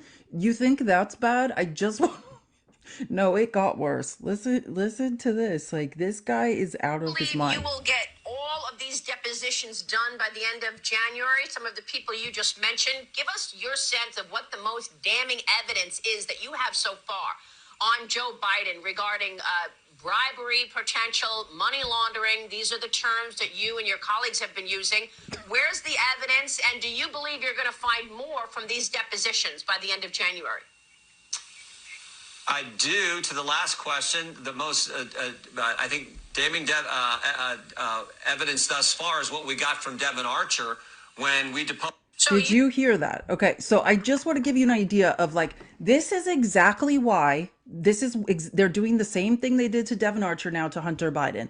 They won't do a public hearing. The same reason they did a closed door hearing with Devin Archer. This man just lied through his teeth on Fox, which is, basically the only thing going on there, and said the best evidence they have has come from Devin Archer. Well, maybe he might be. I mean, I don't know if he's I lying. read the entire Devin Archer deposition, and you can look this up. Like, I made a TikTok about this, and I used like New York Times article and an NBC News article, but Devin Archer gave them nothing. As a matter of fact, he did the opposite. He supported Hunter Biden's claims and said that Joe Biden had nothing to do with their business interests. So the whole reason for these closed door hearings is counting on the fact that not only no one's going to read deposition testimony, but also the right Republicans aren't going to even read articles to find out that this man is lying through his teeth, and they want to do what they did with Devin Archer so they can sit on Fox News and say that Devin Archer gave him something. They want the same thing from Hunter Biden, a closed door testimony where they can infer that he incriminated his father. And if you think we're lying, there's an easy way to tell. You can just go read the testimony. Nope. And you can point out the parts that, if anybody's here, point out the parts of Devin Archer's testimony. Again, remember that we are not making a claim that Devin Archer's testimony is the best evidence against Joe Biden. I have not made that claim. Felice hasn't made that claim. Jim Jordan, however, did make that claim. So if you are to take the person seriously who's basically running this investigation, and they're saying the best evidence that we got was from Devin Archer, then go read that testimony. But then you're going to have to explain to us why that testimony says that Joe Biden had nothing to do with these businesses. And so if the best evidence is Devin Archer's testimony, which is no evidence, right? Follow the line of logic. They have nothing.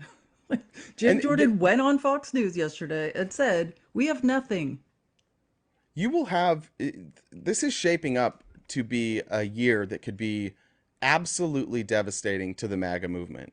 You are almost certainly going to have, I mean, whether Donald Trump is convicted or not in Georgia, you are going to have testimony on TV that is extremely damning, at least to the truth, to the things that they said were true.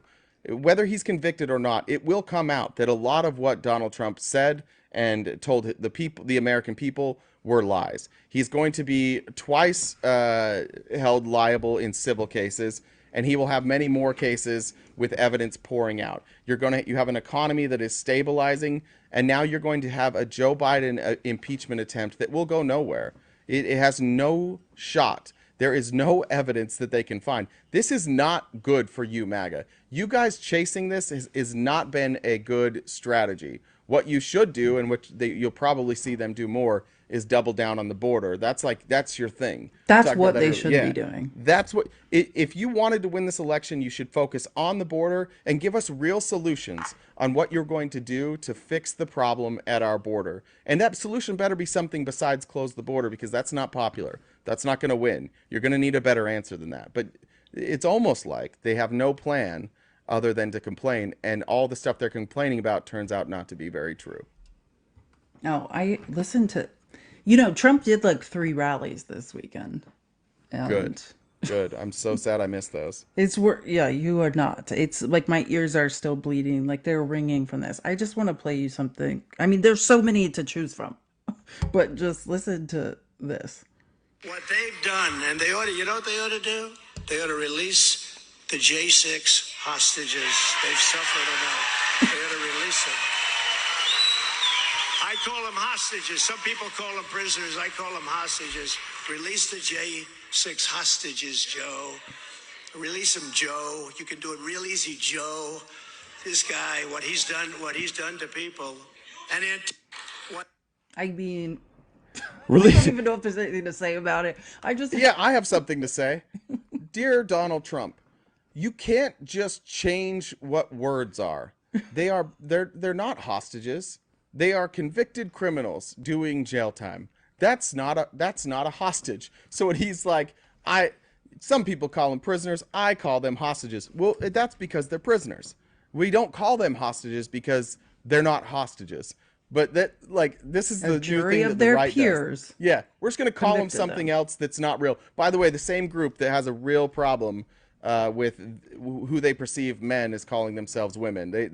They need words to be absolute, unless it's like prisoner or hostage. Then those words mean nothing. They're Well, interchangeable. because Donald Trump's going to call himself a hostage. Do you know what I'm saying? Like, he doesn't care about these people, but he's just setting the stage for him to be a hostage. You know what I mean? Like, isn't that the whole point of this? Is his his persecution complex? Yeah, he was embarrassed by these people. Yeah. He's on the record being embarrassed by the J6 Well, people. he said that real people don't get caught, right? Isn't that what he said about John McCain? That's right. He said prisoners aren't heroes because they got caught. So, I mean, I'm just going with his own words. Like, these are people who got caught. So I'd he hate to doesn't hear what he has to respect say them. about Ashley Babbitt, because not only did she get caught, she got popped. Well, we know if he cares about Ashley Babbitt, because I could play the video again. But that is my biggest thing from like the J6 transcripts was someone put a breast pocket card in front of him, like when he was sitting in that little watching TV during the J6 riot or whatever, and said, "Person shot in Capitol in the chest," and he sat there for 90 more minutes, like. Yeah, he knew what he's doing. And did you have that story? Whose testimony? The story about him knowing before, like talking to Pence the morning of. Do you have that story? I'm not sure. So maybe you sure can Google it while I pull it. But the story is that Donald Trump spoke to Mike Pence before he spoke and before the insurrection happened, and he knew that Mike Pence was not going to accept these ballots. He knew. Yeah. He knew how the day was going to turn out. He knew, and just remember that then he needed pressure to be put on Mike Pence, and the only way to have pressure is exactly what he said. We're gonna walk down to the Capitol, and we're gonna put pressure on Mike Pence to get him to do the right thing. Trump's heated call. Are you talking like heated call with Pence on January 6th? Like, Yeah, I think remember so. that from the J6 hearings. Like, that came out. Have emerged about heated phone call between Donald Trump. Let's see. Focused on the intense pressure placed on Pence and other. Pence refused Trump's last-ditch demands, which witnesses said sparked a mocking response from Trump. The committee shared new photographs of Trump on that very phone call, which it obtained from the National Archives. Another exhibit showed a handwritten note on Trump's schedule that the call was slated to take place at 11:20, just hours before a mob of Trump supporters stormed the Capitol as Pence was presiding over Congress, certifying Biden's win. Is that what you're... Yeah, so it was one last ditch attempt to get Mike Pence to sway him to do what Donald Trump is calling the right thing. Mike Pence told him no. He told him that and Mike Pence went as far as to like reach out to former vice presidents. Like, he wanted so badly to find a reason why he could do this. I know, he he wanted a tried. justification to do it. It's not like Mike Pence was like, I can't do it. He had lawyers, he had ex-politicians. He sat through the meetings with Trump. He took every one of those calls. If there was a legal way that he could have done this, he would have done it. But there wasn't. And literally the least amount of credit you can give to Mike Pence is that at this point, at the end of his vice presidency, he wasn't willing to break this law. Like, he would bend every other law while he was vice president. It was fine. But this one was just a bridge too far for him. That's literally the best thing you can say about Mike Pence. But it was never going to happen. And Donald Trump knew that, and yet he still sent a bunch of angry people to the Capitol. Like, if I had 20,000 people at my disposal, and I was mad at you, Felice, and I told them for 20 minutes I was mad, and then I was like, by the way, everybody go to Felice's house. Now, be nice to her, be nice to Felice. Yeah. But just remember that Felice is she cheated, right? Like she Yeah. for whatever, let's say it was just a county race or whatever. Like, you cheated on the election, you stole it, you're a fascist, you're trying to take over this country. You are evil, you're scum, like, everybody's against you. This is a direct attack on you, 20,000 people. Just go to Felice's, but be nice. And then they went to your house and they weren't nice. I don't think any judge in this country would be like, nah, you didn't do anything wrong. Only when it's Trump, only when it's politics, and specifically Donald Trump, could this be viewed as any way other than just sicking his people on the Capitol. And you know who testified about this call in the morning? Ivanka. Like, she's one of the ones, like, it was her testimony that said, like, it was, the conversation got heated. It started calm. He was using a different tone. And then one of Trump's assistants, Nicholas Luna, testified to, quote, I remember hearing the word wimp. Either he called him a wimp. I don't remember if he said, you are a wimp, you'll be a wimp. Wimp is the word I remember. And then somebody else Ivanka remembered a Trump's different former word. chief of staff said her dad had just had an upsetting conversation with the vice president. But when you realize that he already knew prior to the rally, right, that Pence had said no, and like he wasn't going to do it, then you see like a lot that the incendiary words, right, when he was tweeting about Mike Pence and all of this, talking about Mike Pence, it was almost retribution, right? Revenge. Like, let's put Mike Pence in the worst situation literally possible. That's a good point by Babs 1962 there. Not only did Trump call Pence a pussy, but he also accused him of being too honest, which is a strange accusation to come from this president that you guys love so much. His criticism of Mike Pence was being too honest. That's a real problem for Donald Trump.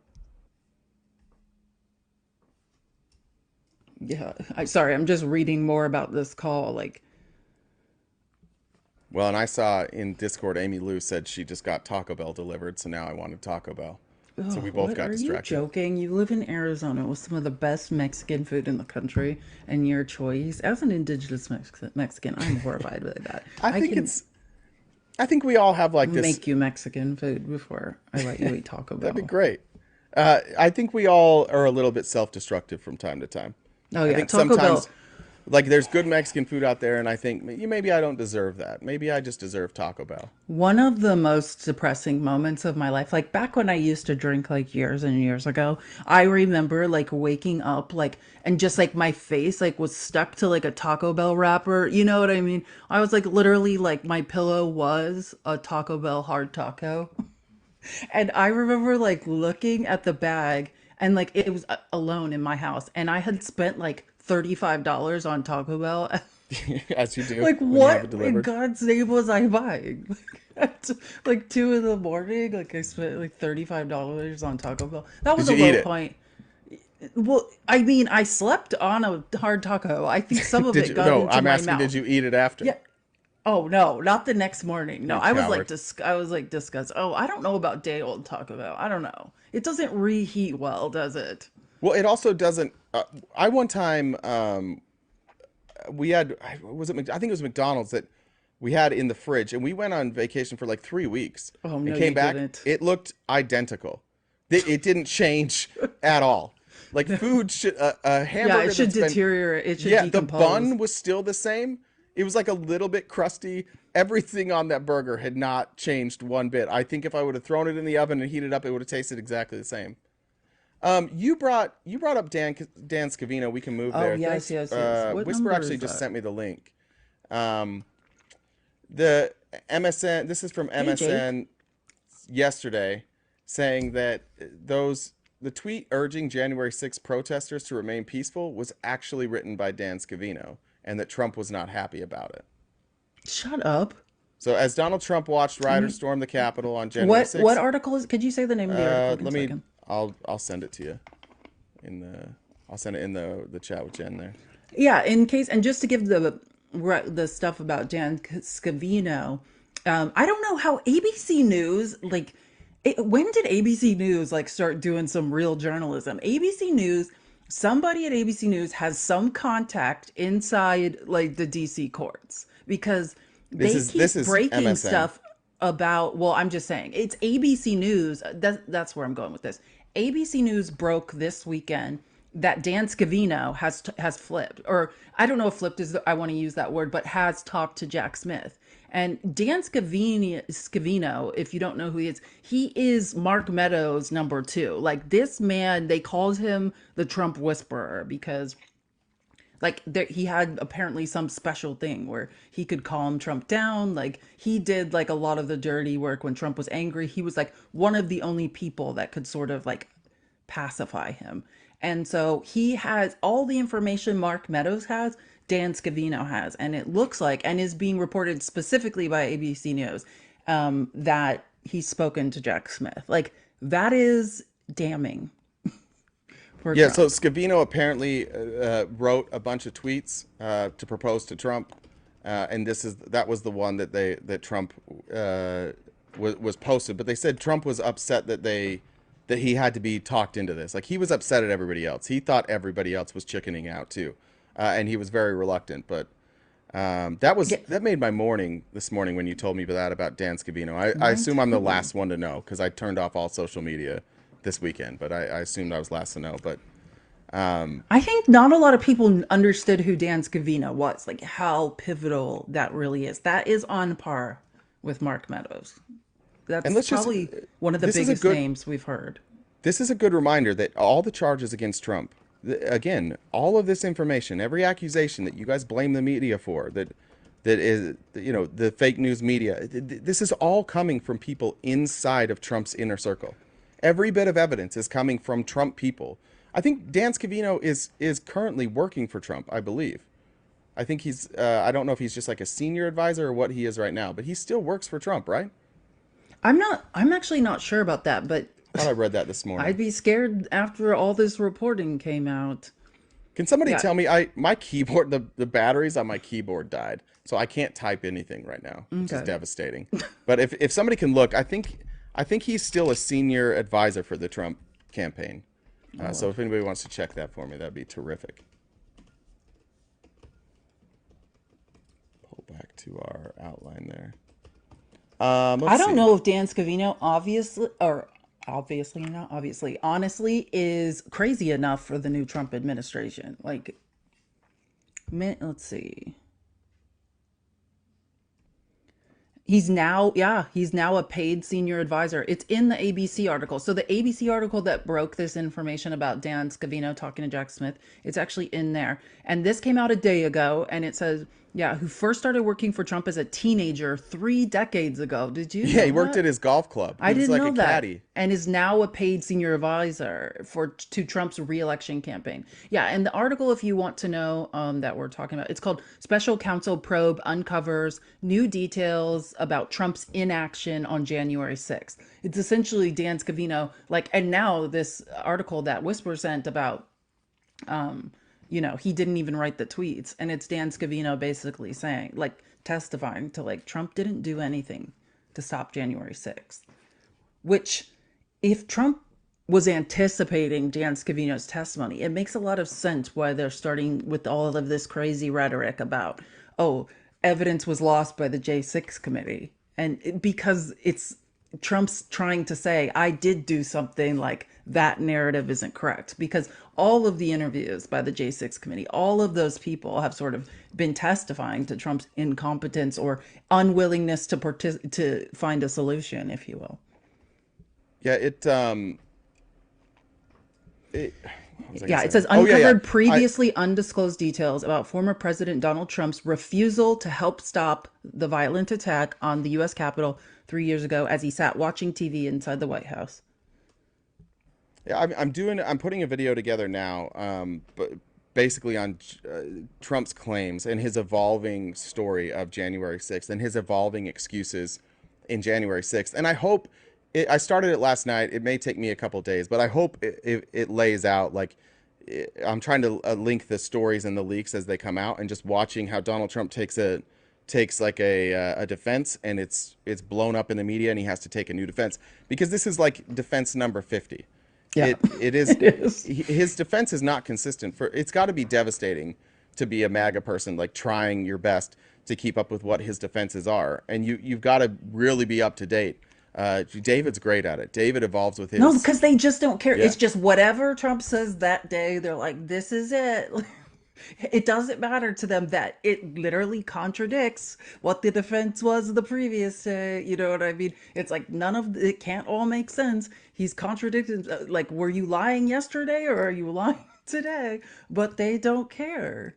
It says that it's Scavino's testimony to investigators as the violence began to escalate was that Trump was just not interested in doing more to stop it. And then Nick Luna, his old assistant, said that when Trump was informed that then Vice President Mike Pence had to be rushed to a secure location, and Trump responded, quote, "So what?" That's what I mean about retribution. Like, he was angry at Mike when Mike informed him he wasn't going to do That's what he kinda was supposed funny. to. Yeah. So what? It's kind of funny if you were just there. Imagine being the person that like is delivering that. They think it's going to be like you're like your vice president is being rushed to safety. And you're like, I don't care. You Yeah. think that like he's gonna be like, oh no, what happened? what? I don't give a fuck. I wonder if there was any danger there. That'll be interesting to come out too. I would be interested in seeing more about the Proud Boys and the Oath Keepers and their plans. That's what I'm most interested in seeing. Is like what was the plan if they got into Congress? What were they going to do if they had been able to get in there and stop the count? What was the plan then? Do you know? Do you know what the next step was? I think it's hard to say, but no, I think they were supposed to go in there and like sit in there and create a disturbance, like, right? They were supposed to stop it, and then it ultimately, like, Trump wanted it to be up to Congress or something, right? Yeah. Well, he wanted it to go back Yeah. to the states so the states Well, could choose the alternate set of electors. Then they would put forward new sets of electors, and then ultimately he would win. But that's what I was wondering if that was it. They were It was just supposed to gonna, be like a sit-in, or I mean, it obviously was a little more than like a sit-in, but yeah, and- just yeah. It's a good point, Pesky. They did stop for a couple hours. Maybe he thought that if they stopped it, it would convince everybody to reconsider, and they'd be like, well, there's violent people, so let's do what we should and just send it back to the states, and then everybody will be happy because it went back to the states. Let's give them what they want so the violence can stop. That Which was is the ultimately plan. like what Trump does. Like he's going to threaten violence. He's going to threaten litigation, and his entire life has been he will just keep threatening you and coming after you until you give in. That's how every bit of success that man has is because of that. His ability to just relentlessly attack people until they quit.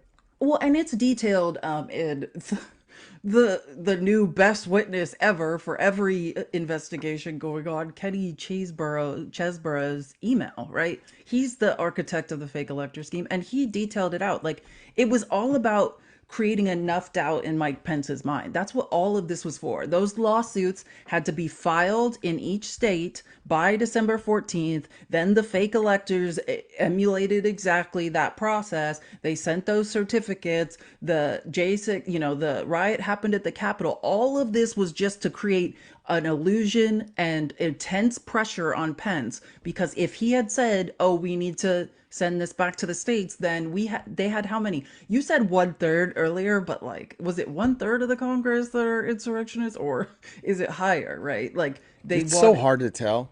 It's so hard to tell. I think it's probably 2/3. I don't know, but like, yeah. And then the point was just if they had Mike Pence, that would have gone differently. Probably they just needed him. It was all about creating this intense pressure and an illusion that what was best was to send it back to the states.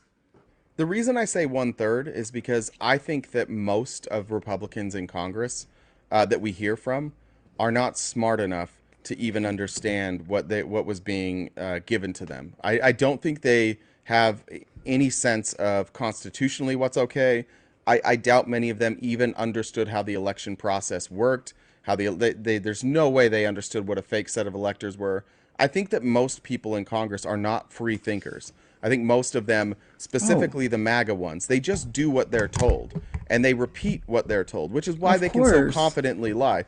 So that's why I think it's 1/3, because I think a lot of people went along with it, but maybe didn't even know they were going along the Well, right no, kind of I mean people insurrection. that were going to vote to, weren't going to vote to not certify. Oh, Like, oh, okay, because, yeah, yeah, and I think everything you said is higher than a true, third. but because of that fact that these aren't critical thinkers, because if you're a critical thinker, then you could critically say, oh, Trump's not a conservative.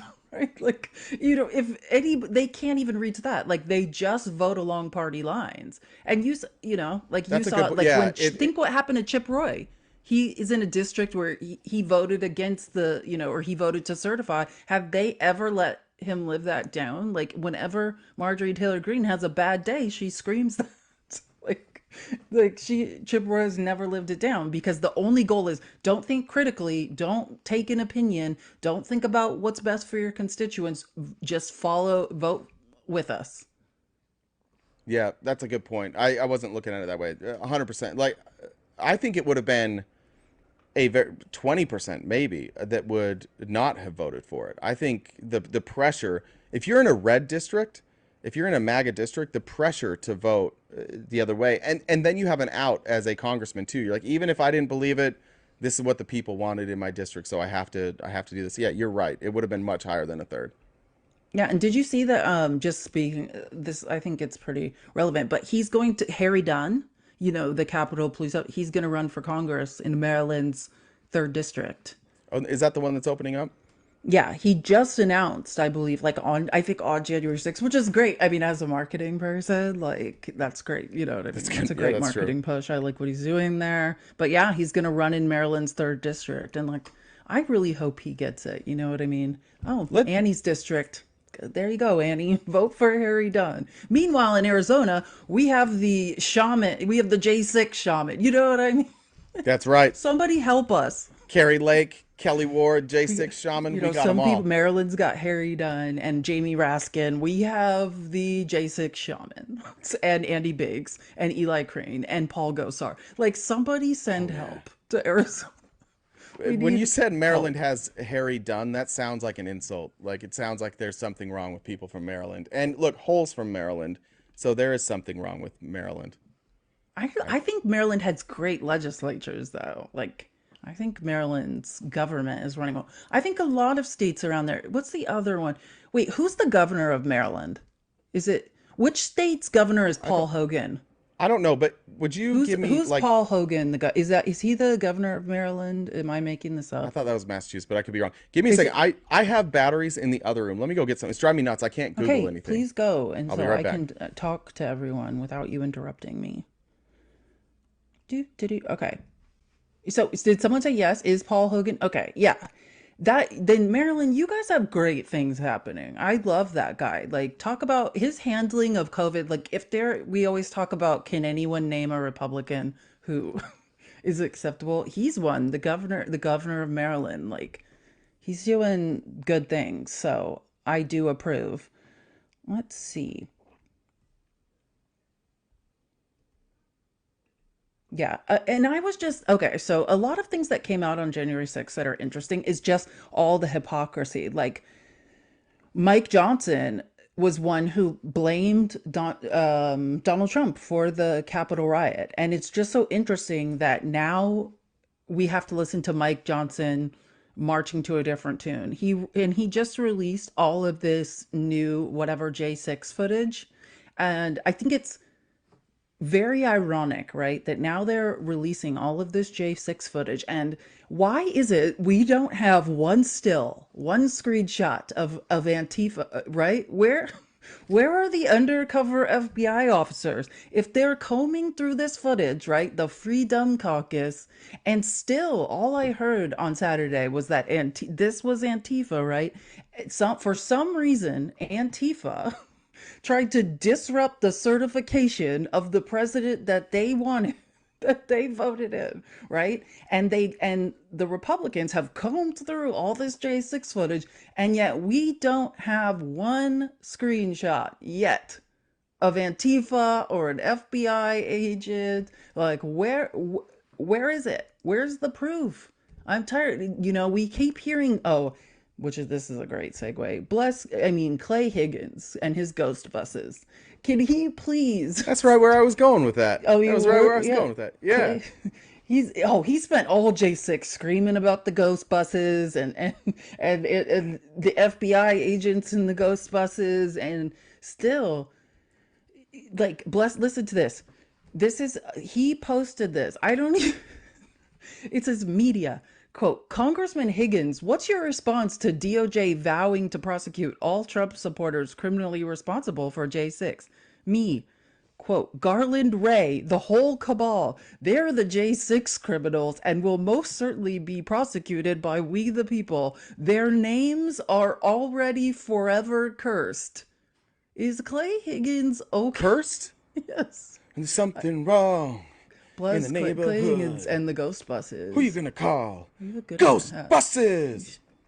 Yeehaw. Thanks, We gotta make that Mickey. song. We gotta make that song and just put up Who you gonna video. call ghost? Oh my gosh, we should put out a song. We could be on the we could chop the charts with who you gonna call ghost buses. Listen, if you think for 1 second that we can't we can't just message Whisper and be like, hey, we know that you have this. We know you have a version of this ready to go. I'm sure. Yeah, I think one of the funniest parts of J6 anniversary was on Twitter, like all of the, Democrats with like dark humor just posting like one of the ones I saw was like, remember Don Jr.? He was like texting Mark Meadows being like, you need to do something about this. Like, my dad has to condemn this riot. And then on Jason, like on Saturday, Don Jr. was like, oh, this is an Antifa conspiracy. And they were like, this you, Don? This you telling your daddy to condemn the Capitol riot immediately and stop it? Like begging Mark Meadows to get him to stop? And now you're marching to a different tune? It was interesting too. Like, I can't remember what day. It was probably Saturday, the actual J6 anniversary Trump rally, because there were so many insane rallies. But he started talking about his kids, and like he was saying that like Don Jr. has become hardened and disillusioned because he's so angry at the injustice that his father has suffered. I was like, is that what's happened to Don Jr.? Yeah, he's on a bender. That's or was what, it a he's on a lifetime bender, of dude. childhood trauma, and he's desperate for your love and is going through like serious addiction and needs desperate help, and we're not helping him.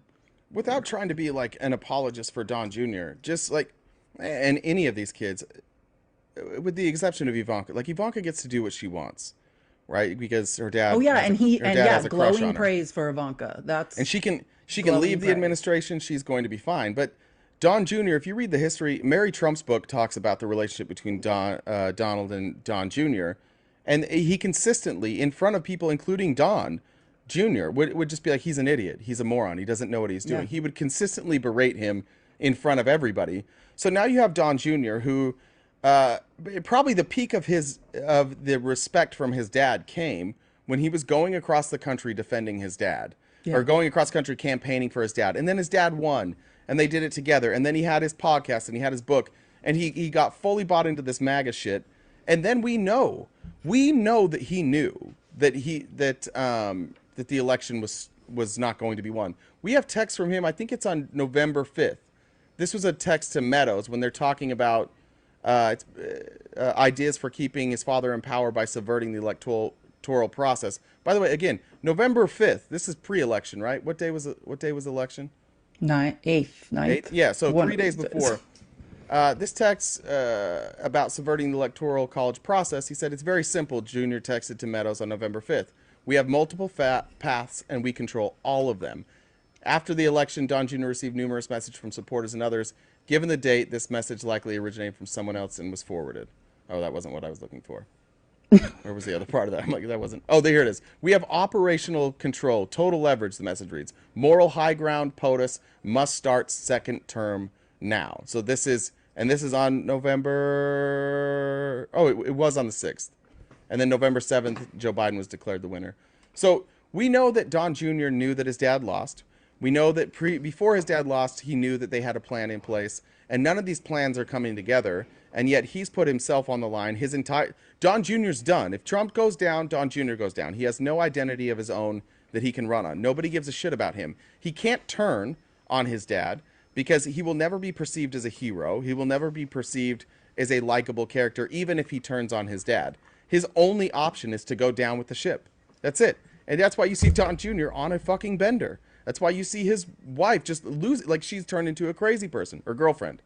Like, Yeah. These are Permanent all people girlfriend. 6 that years, have no ring. They have no other option but to just go down with Donald Trump. There's not another place for them to land. There's no landing spot. They just go down with him, and they've got to hope that somehow he figures a way out of this. And if you're somebody like Don Jr., who's been around their dad their entire life, their dad gets away with everything. There's never been a time that he wasn't able to get out of a jam. So you just hope this is another one of those times that daddy's going to get out of a jam. And if not, you're fucked. Guys, tap the screen. Let's get to 185K. Let's share the live, invite some Republicans. Let's get on the For You page. We would love to talk to someone else. I mean, I miss you, Harvey. Followed you. By the way, non-political news, but massive news today. Tiger Woods is leaving Nike. Okay. That's That's crazy. a long time. I thought he had like a stake in his, like how Michael Jordan like partners with Nike, but became sort of like a shareholder because like I thought Tiger Woods had one of those deals. So that's a huge deal to leave. Yeah. He's like one of their primary, there's levels to Nike sponsorship and he is the highest level of Nike. So that's surprising. Why did he leave? He doesn't say. He just says it's Tiger. Tiger never tells anybody anything. He just said Phil Knight's passion and vision brought this Nike Golf partnership together, and I want to personally thank them along with the Nike employees and incredible athletes. People will ask if there's another chapter. Yes, there will certainly be another chapter. See you in LA. He did this thing. He's for the last year. He's been wearing FootJoy shoes, which has been really weird. He had his own signature shoe. And then he just randomly stopped wearing it last year after his car accident, and he was wearing FootJoy, which is Titleist owned. So I don't know what he's doing. Maybe going to Titleist. I have no idea. I don't know who possibly could give him more money than maybe he's just gonna do his own brand. His Nike Golf has gone to shit, so it's fine. Their apparel sucked. It was turned into making clothes for Tiger Woods, who's like a nerdy dad. He does not dress well, so it wasn't going well anyways. His shoes weren't selling. Okay, well, thank you for that news. Tiger has left Nike, and the Golden Globes were unrelated news. Succession, which actually is related because it's like a show about Trump, essentially. You know what I mean? I mean, not Trump. What's his name? Rupert Murdoch. Succession won again for best drama. That's what is it? 4 times or something? They've won best drama, or yeah, Succession. Succession. You watched Oppenheimer won. No, I didn't. I just read the time. You know me. Of course, I did not watch that. I was reading a book. That should be the one that you watch. It's just like it's literally just based after the Trumps. It's it's politics, it's corruption, it's capitalism, it's everything you love. Oh, and also, did you watch Trump's Valley Forge speech? I think it's about 33 minutes long. If you guys missed, I mean, not Trump. Did I say Trump? I did not mean Trump. I meant You did Dark say Brandon. Trump's Valley Sorry, Forge, I meant yeah. Dark Brandon. Thank you for the crown. I love the flower crowns. On Friday, Trump spoke at Valley Forge, and Dark Brandon. Trump also did a speech at the same time, but Dark Brandon spoke at Valley Forge and just called out Trump over and over and over. It was one of his best speeches I've ever seen, and it's about 33 minutes. So if you haven't seen it, I would suggest just checking it out because it's definitely worth it.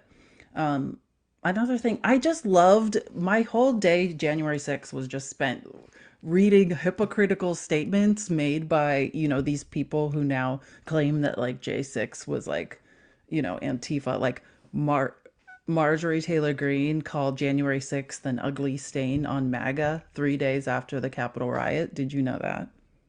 I did. I read that on Twitter. On the gram. Yeah, apparently. Which is such sharp contrast. It just shows that none of the Republicans knew what angle they were taking, right? There was such confusion right after January 6th. Yes, Seawork, exactly. If we ever do a conspiracy theory episode, that's my conspiracy theory I want to litigate. I want to talk about Marjorie Taylor Greene and who possibly is that bomber. Well, I just want to know how many of us on January 6th woke up, knew that it was January 6th, and hopped in our electric cars to go get an abortion. I just, Well, by, that's what I did. by I show do of that like hands, once a week.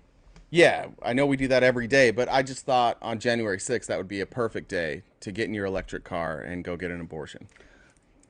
Yeah. Stop. There we go. See, we're got lots of hands. Got good on you guys. Good. We did our job. We hopped in Oh, our the electric cars other and got thing our I abortions. loved. Thank you so much for the paper crane. I think I love origami.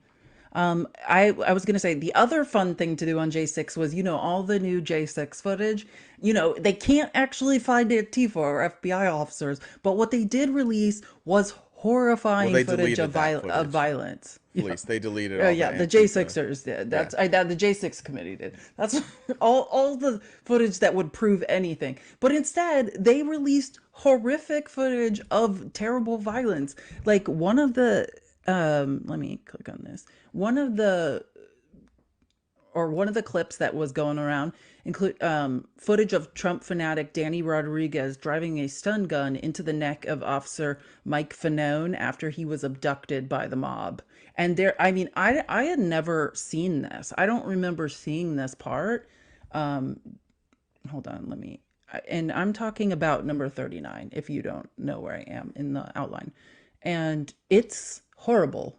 I can't really play it because it's just a mob like screaming. You have to see it, but it's like a mob literally dragging this guy's like lifeless body.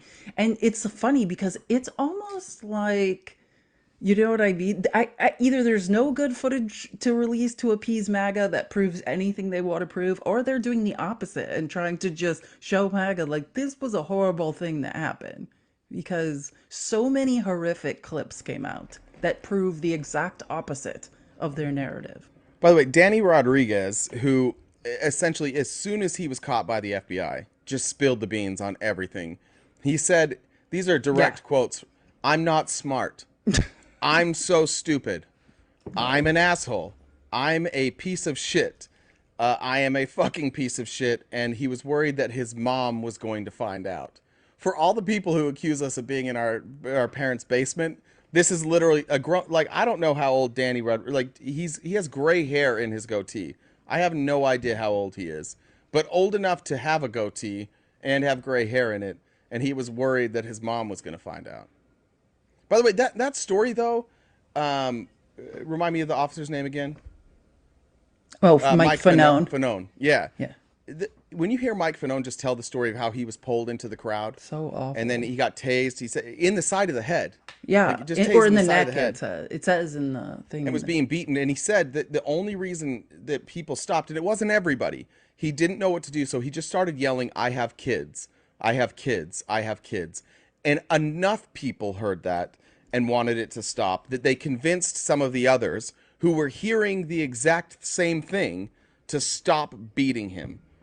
That means there were other people there who were like, they heard that, they knew it was an officer, and they still thought, we're going to keep beating him. And it took a few brave people who heard that, who momentarily came to their senses and saved his life. But for Mike Fanone, like, had he not had that thought and said, like, I have kids, had he maybe kept fighting back, or had he kicked at them and not plead for his life, he likely would not be here any longer. But it took that. It took him literally pleading for his life and saying that he had kids for these MAGA folks to, some of them, wake up for just like a second, just enough to save his life. Yeah, look at number 33. You know me, I love some Kevin Sorbo stuff. Like, Trump's goal was to remain in power, and like many of the crazies like Kevin Sorbo. If you don't know who Kevin Sorbo is, again, remember that's the guy that used to play Hercules. He's one of these, like Kirk Cameron, Hollywood actors. It's one of the only shows that my family watched as a family growing up was Hercules. And Xena Warrior Princess, like they were Well, on right after each we other. couldn't watch no that women, 'cause- no women, no well, women succeeding. I don't know if it was, I mean, it was certainly was maybe Look no at that women, but it was boat. also, she was scantily clad because we could see her shoulders and Oh, yeah, she was the scantily entirety of her clad. arms. Yeah. Not okay. Yeah, look at this. That's too much skin. But anyway, so it's just like this story of Kevin Sorbo's tweets on the day. And it's like, The Trump's goal was to remain in power. Many on the right cheered January 6th Capitol riot until it proved to be unsuccessful. So, like at 10:27 a.m., Ashley St. Clair tweeted, "People are storming the Capitol in D.C. right now," and Kevin Sorbo wrote, "It's happening." And then 11:17. This is it, guys. Yeah, Just what we knew was going to happen. history is being made. And then at 12:16, to those storming the Capitol building, please be careful. Do not act like Antifa.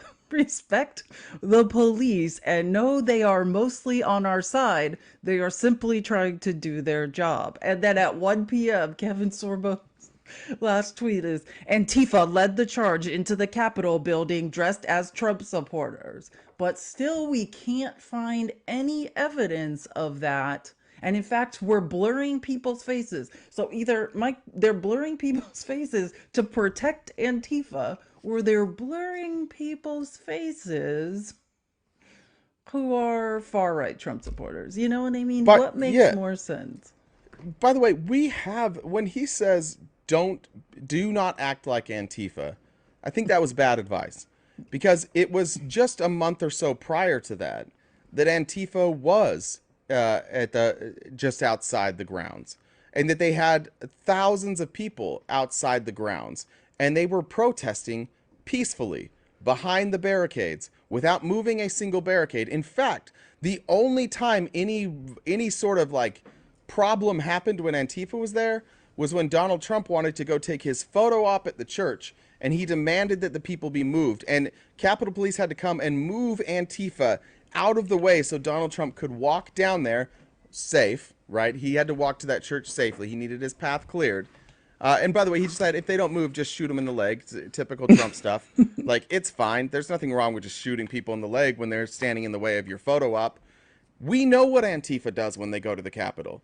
They shout things. They yell things. They say things like, fuck Donald Trump, which really, really hurts his feelings. But what they also do is stay behind the barricades and protest peacefully at the Capitol.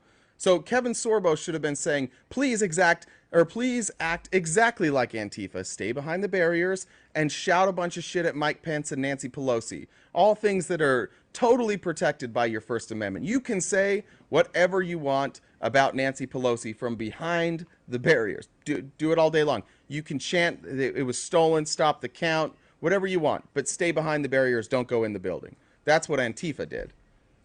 Before they led the charge into the Capitol building dressed as Trump supporters to try and overturn an election that they had already won. Exactly. That's how the key to being part of the far right is not ever following the line of logic to its natural conclusion, because nothing makes any sense. But did you hear? I want to find this. Oh, I hope I can find it because it's so good. At one of Trump's speeches, and I want to say it was Friday night. You know how Trump, like, basically, remember when he did the whole thing about the underwater windmills and like the whales were getting hurt by windmills and Yeah, that was tough. That was a tough week for the okay, whales. well, he had another sort of moment like that where he started yelling about magnets. Like, did you hear about this? No, He please. started screaming about magnets and how like magnets don't work underwater. And the best part is, like, do you know how like one of the only checks and balances they actually have on Twitter is like those community notes where it's like, oh, the community agrees that this is not true. Yeah. Well, that post of that ridiculous comment, like, even the far right crazies on Twitter and Elon Musk were like, no, the reader's added context, the community note says, magnets work underwater and are not affected by water. Magnetic fields are not the same as electrical circuits. You know, Donald Trump at one point dropped a said- magnet and tried to put like another magnet above the water to No, get it his to come high up, school and it didn't science work. And he's like, projects it's were a broken. mess. Or his like elementary science projects were a mess. Like, this is the quote: all I know about magnets is this: give me a glass of water, let me drop it on the magnets. That's the end of the magnets. Like, oh no, no. Like, he can't. I want to find the quote if I can, but yeah, it's just, who is telling him to, I mean, not telling him. Oh, here we go. I think I'm close. I can feel it. And also he started attacking Nikki Haley now. Like, because it's right before the Iowa caucus. She's in second place, which was also interesting. It seems like Ron DeSantis has just sort of officially lost. Oh God, I found it. Okay, good. I have something great to share. A little bit of breaking news. I can't. Everyone get excited. It didn't work. They had an almost $1 billion cost overrun on the magnetic elevators. Think of it, magnets. Now, all I know about magnets is this. Give me a glass of water. Let me drop it on the magnets. That's the end of the magnets. Why didn't they use John Deere? Why didn't they bring in the John Deere people? Do you like John Deere? I like John Deere. It didn't work. Do you know why he's saying John Deere? Like, hold on. I'm guessing he's in Illinois he's in right Iowa. there. Well, it's Or so Iowa. offensive. Like, this is a man who tanked the farming industry with those tariffs. Then United States taxpayers paid, back essentially the farmers, subsidized the farmers. By the way, And John all Deere- Trump knows about farming is to yell the words John Deere at these people and expects them to be like, John Deere. Like, what? It's so offensive. I would like to point out that John Deere, while it employs many people in Iowa, is headquartered in the Quad Cities on the Illinois side. John Deere is yeah, an I Illinois company, not Yeah, an but Iowa company. he's not saying it's an Iowa company. He just thinks all he knows about farming is that he thinks everyone has a John Deere tractor. Like, you know what I'm saying? I think it's both. I think it's both. When I worked for Romney and we were in Iowa, you were supposed to talk about John Deere as if it was an Iowa company. It employs a massive amount of people in the Quad Cities, and so I would imagine that. Well, that's like when Trump was in Sioux Falls and he thought he was in Sioux City, Iowa. Like, do you remember that?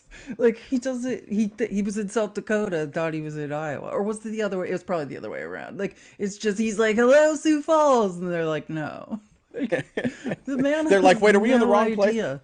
Half of them probably thought they were in the wrong place because they're so used to just like believing everything Donald Trump said. They're like, "Yeah, maybe we went to the wrong place. Maybe we do live." I lived in Sioux Falls, South Dakota for a year. I don't know why I do this. I've lived in a lot of places for 1 year and then I just leave.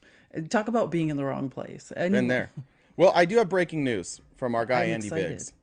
Oh no. He has a lot to say. Oh God. Hunter is violating federal law by defying congressional subpoenas. Oh gave my him God. Another subpoena dodger We yelling gave him about subpoena opportunities dodging. to come in and answer questions about his family's influence peddling schemes. He refused, and so we'll be holding him in contempt of Congress. So they are going to try. This is fucking insane. This guy is in contempt of Congress. What world do we live in, Republicans? What world do we live in where, like, this is why nobody takes you seriously anymore, because of people like this. He's just like, I don't have to. Yeah, and if I was Mike comply, Johnson, but you I'd be do. like, okay, like, just for all intents and purposes and not seeming like a giant joke, if you are a subpoena dodger, how about you don't tweet about people dodging subpoenas? Because it seems hypocritical. But they can't even figure that out. Well, the clips that are going to come out of this. So they put it out there, a resolution today, and it's showing like pursuant to 2 USC 194, 92 and 94. Like the clips from this, because they're going to have to vote on this, right? And then there's going to be clip after clip after clip of Dan Goldman and your favorite guy, what's the little guy? Moskowitz. What's his name? The Smurf, according to Yeah, James Smurf, according to James Comer. Moskowitz. Yeah. Yeah, just dunking on them all day long. Like, this is not.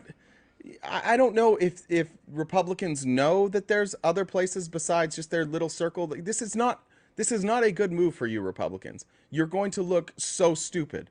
This is not good. It's a bad move, but they don't care. Biden's giving a hell of a speech right now too. Where's he speaking? I believe in a church, and look at Asen's like Twitter, like Who's? in Acyn, ACYN. He's like one of the editors for Midas Touch. I thought ACYN was like a news organization. I follow. No, Acyn. I Asen, didn't know he's that a was like guy. a person. He's It a sounds like man who he's an editor. Like he used to just clip these clips on his own, but now he works for Midas Touch. Oh, so yeah. Anyways, it said it's Biden over. speaking at a church in South Carolina. Yeah, Lola's. he's talking about the recent. You remember in Iowa, the day Trump was speaking, there was that mass tragedy at the school, and Trump. I don't know if you were aware of this, but Trump spoke later that day, or the next day, and told everyone to get over it. Yeah, I saw. Yeah, let's Well, be Biden a just little more addressed that. fair with what he said. But yeah, he's like, it's sad, it's tragedy, but we got to get over it. Yeah, it was it was a good glimpse into his mind, though. Like he doesn't think it's not important to him. It's sad, and I think everybody agrees that it's sad, but to him, that's just not important. Yeah. That's what it shows. If this was he heard that somebody had filled out a ballot for their husband instead of them, he would talk about that for 3 straight fucking months. He would lead every single rally with, "Hey, this woman filled out a ballot for her husband." He would do that all day long. But when it's about children losing their lives, he doesn't care about that because it Like doesn't affect him. yeah, like the only thing we should not get over in this country is the fact that the number one cause of child unaliving, right, is mass tragedy. Like that's the only thing we should not get over. Hey, Sorry. Hi, Lola's Lola. stock. I assume that you are Lola and not the stock. Hello, yo, This is Trump. not the voice I didn't Oh, expect that voice. Welcome. Trump about to win. Trump on top. Why is that? Okay. We roll with Trump. Who's we? Him and Lola. Everybody, come on now. What you mean? Who is we? If you don't roll with Trump, then are you really a patriot? Do y'all homework on patriot? Are you really a Let's patriot if talk you don't about roll with Patriot. Trump? What do you think makes you a patriot by rolling with Trump? Rolling with Trump is that means you want America to be great again and you want the best for our country. Do y'all homework on Trump? Well, I've been doing a lot of homework, so maybe I'm just in the wrong place. So you say you want to make America great again, like when? Like when do you want to go back to? But Trump was in office. When Trump was in office? He Okay. was repairing stuff. Gotcha. What did he Y'all know what repair? I mean? What That was boy it that you thought he did a good job repairing? oh, what? What did you think he did a good job repairing? Look, the country was in the worst state it could have possibly been in. We had just seen like 6 straight years of economic growth. And what happened? COVID. And then boom. What happened? Well, COVID was after Trump was in office. Boom. What do you mean, boom? You said the country was in the worst state. Are you saying when the country was in the worst state it had ever been? Did you mean when Donald Trump took over or when he left? No. When he took over. Well, no, Yeah. when So COVID, he took over, he yeah. took over an economy that had been growing for 6 straight years. Okay. So we were in a really good place when he took over. Inflation was down around 2%. Unemployment was really low. It was in the threes. But obviously, mortgage rates were down. Gas was down. Inflation was down. Stocks were up. We were in a great position when Donald Trump took over. Are you sitting on a roof? That's awesome. Oh, dope. So what do I you do think he that. I sit fixed? on my roof like that. That's awesome. You know why I got this roof that I can sit on? Did Trump buy you a roof? Trump bought you the The roof. economy that Trump has gave my family is what got me this roof. Do y'all homework on Trump? Well, that's what I keep asking because you keep saying do your homework, and I literally do this every day. So I'm just wondering, you said he took over a country that was in bad shape, but it turns out it was in really good shape. So I'm just wondering, you said he fixed stuff. What did he fix? Trump was like he had like a little bit of time during COVID, right? He had a He time. handled, Yeah, yeah, and he handled it. He was handling that jump perfect. He he was? handled COVID so perfect. Okay. Like COVID was What like did you like about how he handled COVID? he made the best out of scraps. All right, we was What do you mean scrap. by that? He made the best. We had Wait, but hold on. So we got to if we're gonna ask me to do my homework, we've got to talk okay, a little bit more specifically, right? okay. So what specifically during COVID did he handle the best? Let's start there. Let's do. Numbers was declining. What do you mean? What numbers were declining? Uh, People catching it. He had a hold on it. Well, it was at zero when he first started in office, and it was in the millions when he left. So can I ask you something? So what, like, so do Trump do, like, to you, do Trump do everything bad? Like, has Trump did anything good, like, that you thought?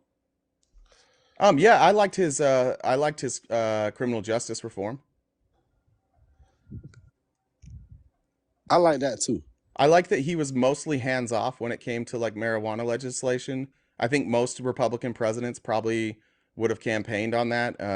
He didn't stand in the way of states legalizing marijuana, where I think a lot, like, had that been Mike Pence would have stood in the way. Had that Hell been Ron yeah. DeSantis, he probably would have stood in the way. So I like Hell that. yeah. I got the gas right now. Yeah, my man. Good for you. Yes, Yeah, so sir. like I don't think everything he did was bad, That's good, man. but I think he you did. should I vote think for him. that if you're, I do think though that your view of what happened previous to him being president and maybe as president might be based on emotion, because Donald Trump campaigned that America was falling apart, but it wasn't. We were in a really good place. Obama, by every economic indicator, was a great president. Obama did a great job, and he handed the reins to a thriving economy to President Trump. And look, it's fair to blame COVID for what happened to the economy. It's fair. That's most of what we should blame the economy on. But Donald Trump could have done a better job preparing us. He could have not gotten rid of the task force that we had built over the last 10 years to prepare us for if there was a novel virus that came around and if we had to lock down. He completely removed that team and just got rid of them, and he didn't bring back a team until coronavirus was well on its way. So he was behind the gun there. We could have been far more prepared for coronavirus than we were with Trump. We were more prepared under Biden for it than we were under Trump, which is crazy because all he had to do was not get rid of everybody who knew what was happening. But he had to, because he couldn't have any Biden people around. He needed a bunch of loyalists around. He couldn't have anybody around that wasn't loyal. But you understand, that's a bad thing, right? That's a bad thing, right? Yeah. So I think it's probably fair to say that he didn't handle COVID the best because he didn't prepare us for COVID. Okay, fair. That's it. Okay. I guess.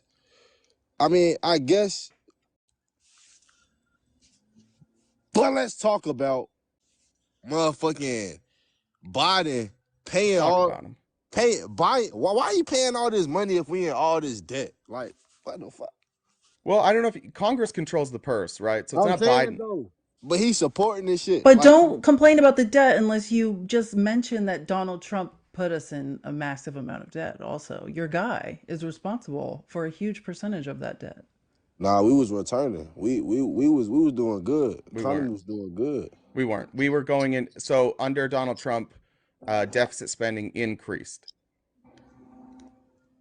On what? So deficit spending is the amount of taxes we take in versus what we spend, and the difference between that, right? So if we bring in, just to make numbers clear, like let's say we bring in $1 trillion in taxes, but we spend $1.5 trillion.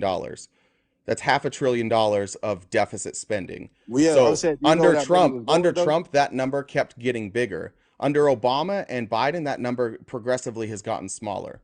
So Biden and Obama are spent, and that's before COVID spending, by the way. That's not just because of COVID spending. Before COVID, deficit spending was increasing. Where's the money going? Well, it's the same places it always goes. If it's economic stuff, it's going to go to corporations. Bunch of money goes to the military. A bunch of money goes into subsidies for again, corporations, tax cuts.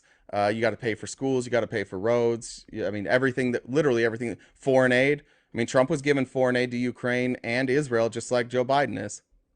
How much though? You know the difference. Less because they weren't in a war. Yeah. Way less.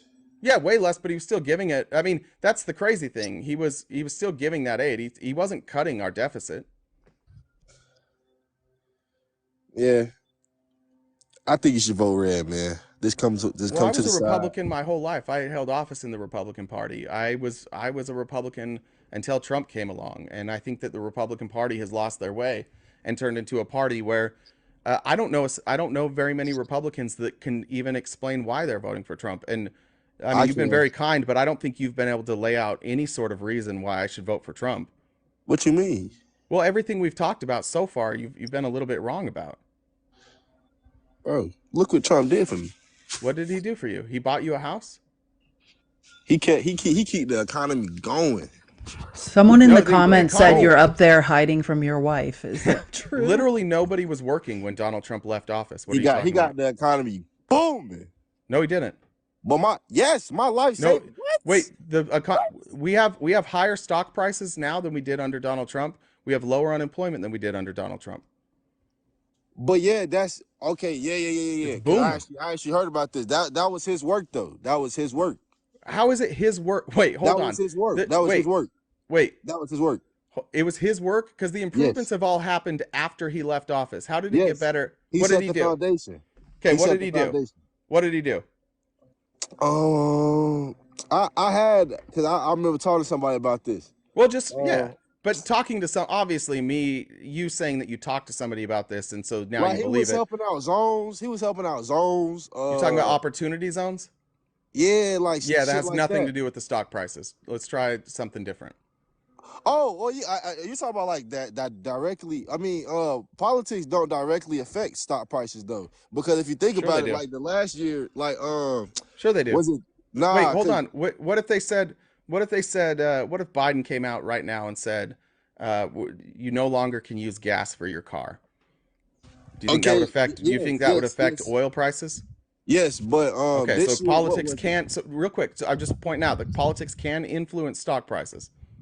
Yeah, I was watching this thing about Yahoo Finance the other day, about politics coming into the your stocks for 2024. Last year, with the president, last year, basically two things that the president was for, like those things wasn't booming. The opposite was booming. So I don't like politics and stocks. I don't do that. Me and my family, we don't. Your name is literally Lola's stock price. Stock seems like one, and you're on here talking about politics. It sounds like the only two things you do. But politics, you don't really look at that for your stocks though. Politics, you don't really look at that for your stocks. I don't know if you follow Unusual Wells, but the people that are in politics do really, really well when they trade stocks. I think actually, and if you trade it, you'd probably do better off on your own stocks if you made the same trades they did.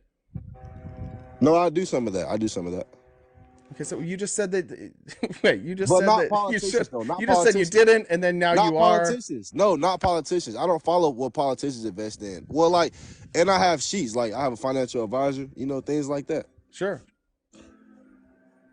But what are you talking? I still don't understand your point. Like, Donald Trump left us unemployed. Like most of our country was unemployed. When he left office, there was 9% inflation. We were at all-time highs with unemployment. We were at a lull in the stock market. Every number has gotten significantly better since Donald Trump left office, and the numbers that he hit before COVID. He built. Hold on.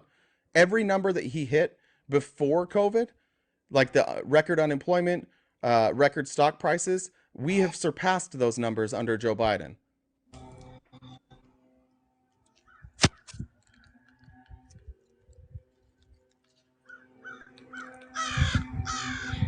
It takes somebody to start something, right? You agree, RTP, man? It takes somebody to start something. Yep. And Trump started. It does take somebody to start something. That is Trump absolutely true. What did he start? Wait, I've been asking you what he started, and you can't tell me. What did he start? Trump dropped his nuts, and he told y'all what was going on.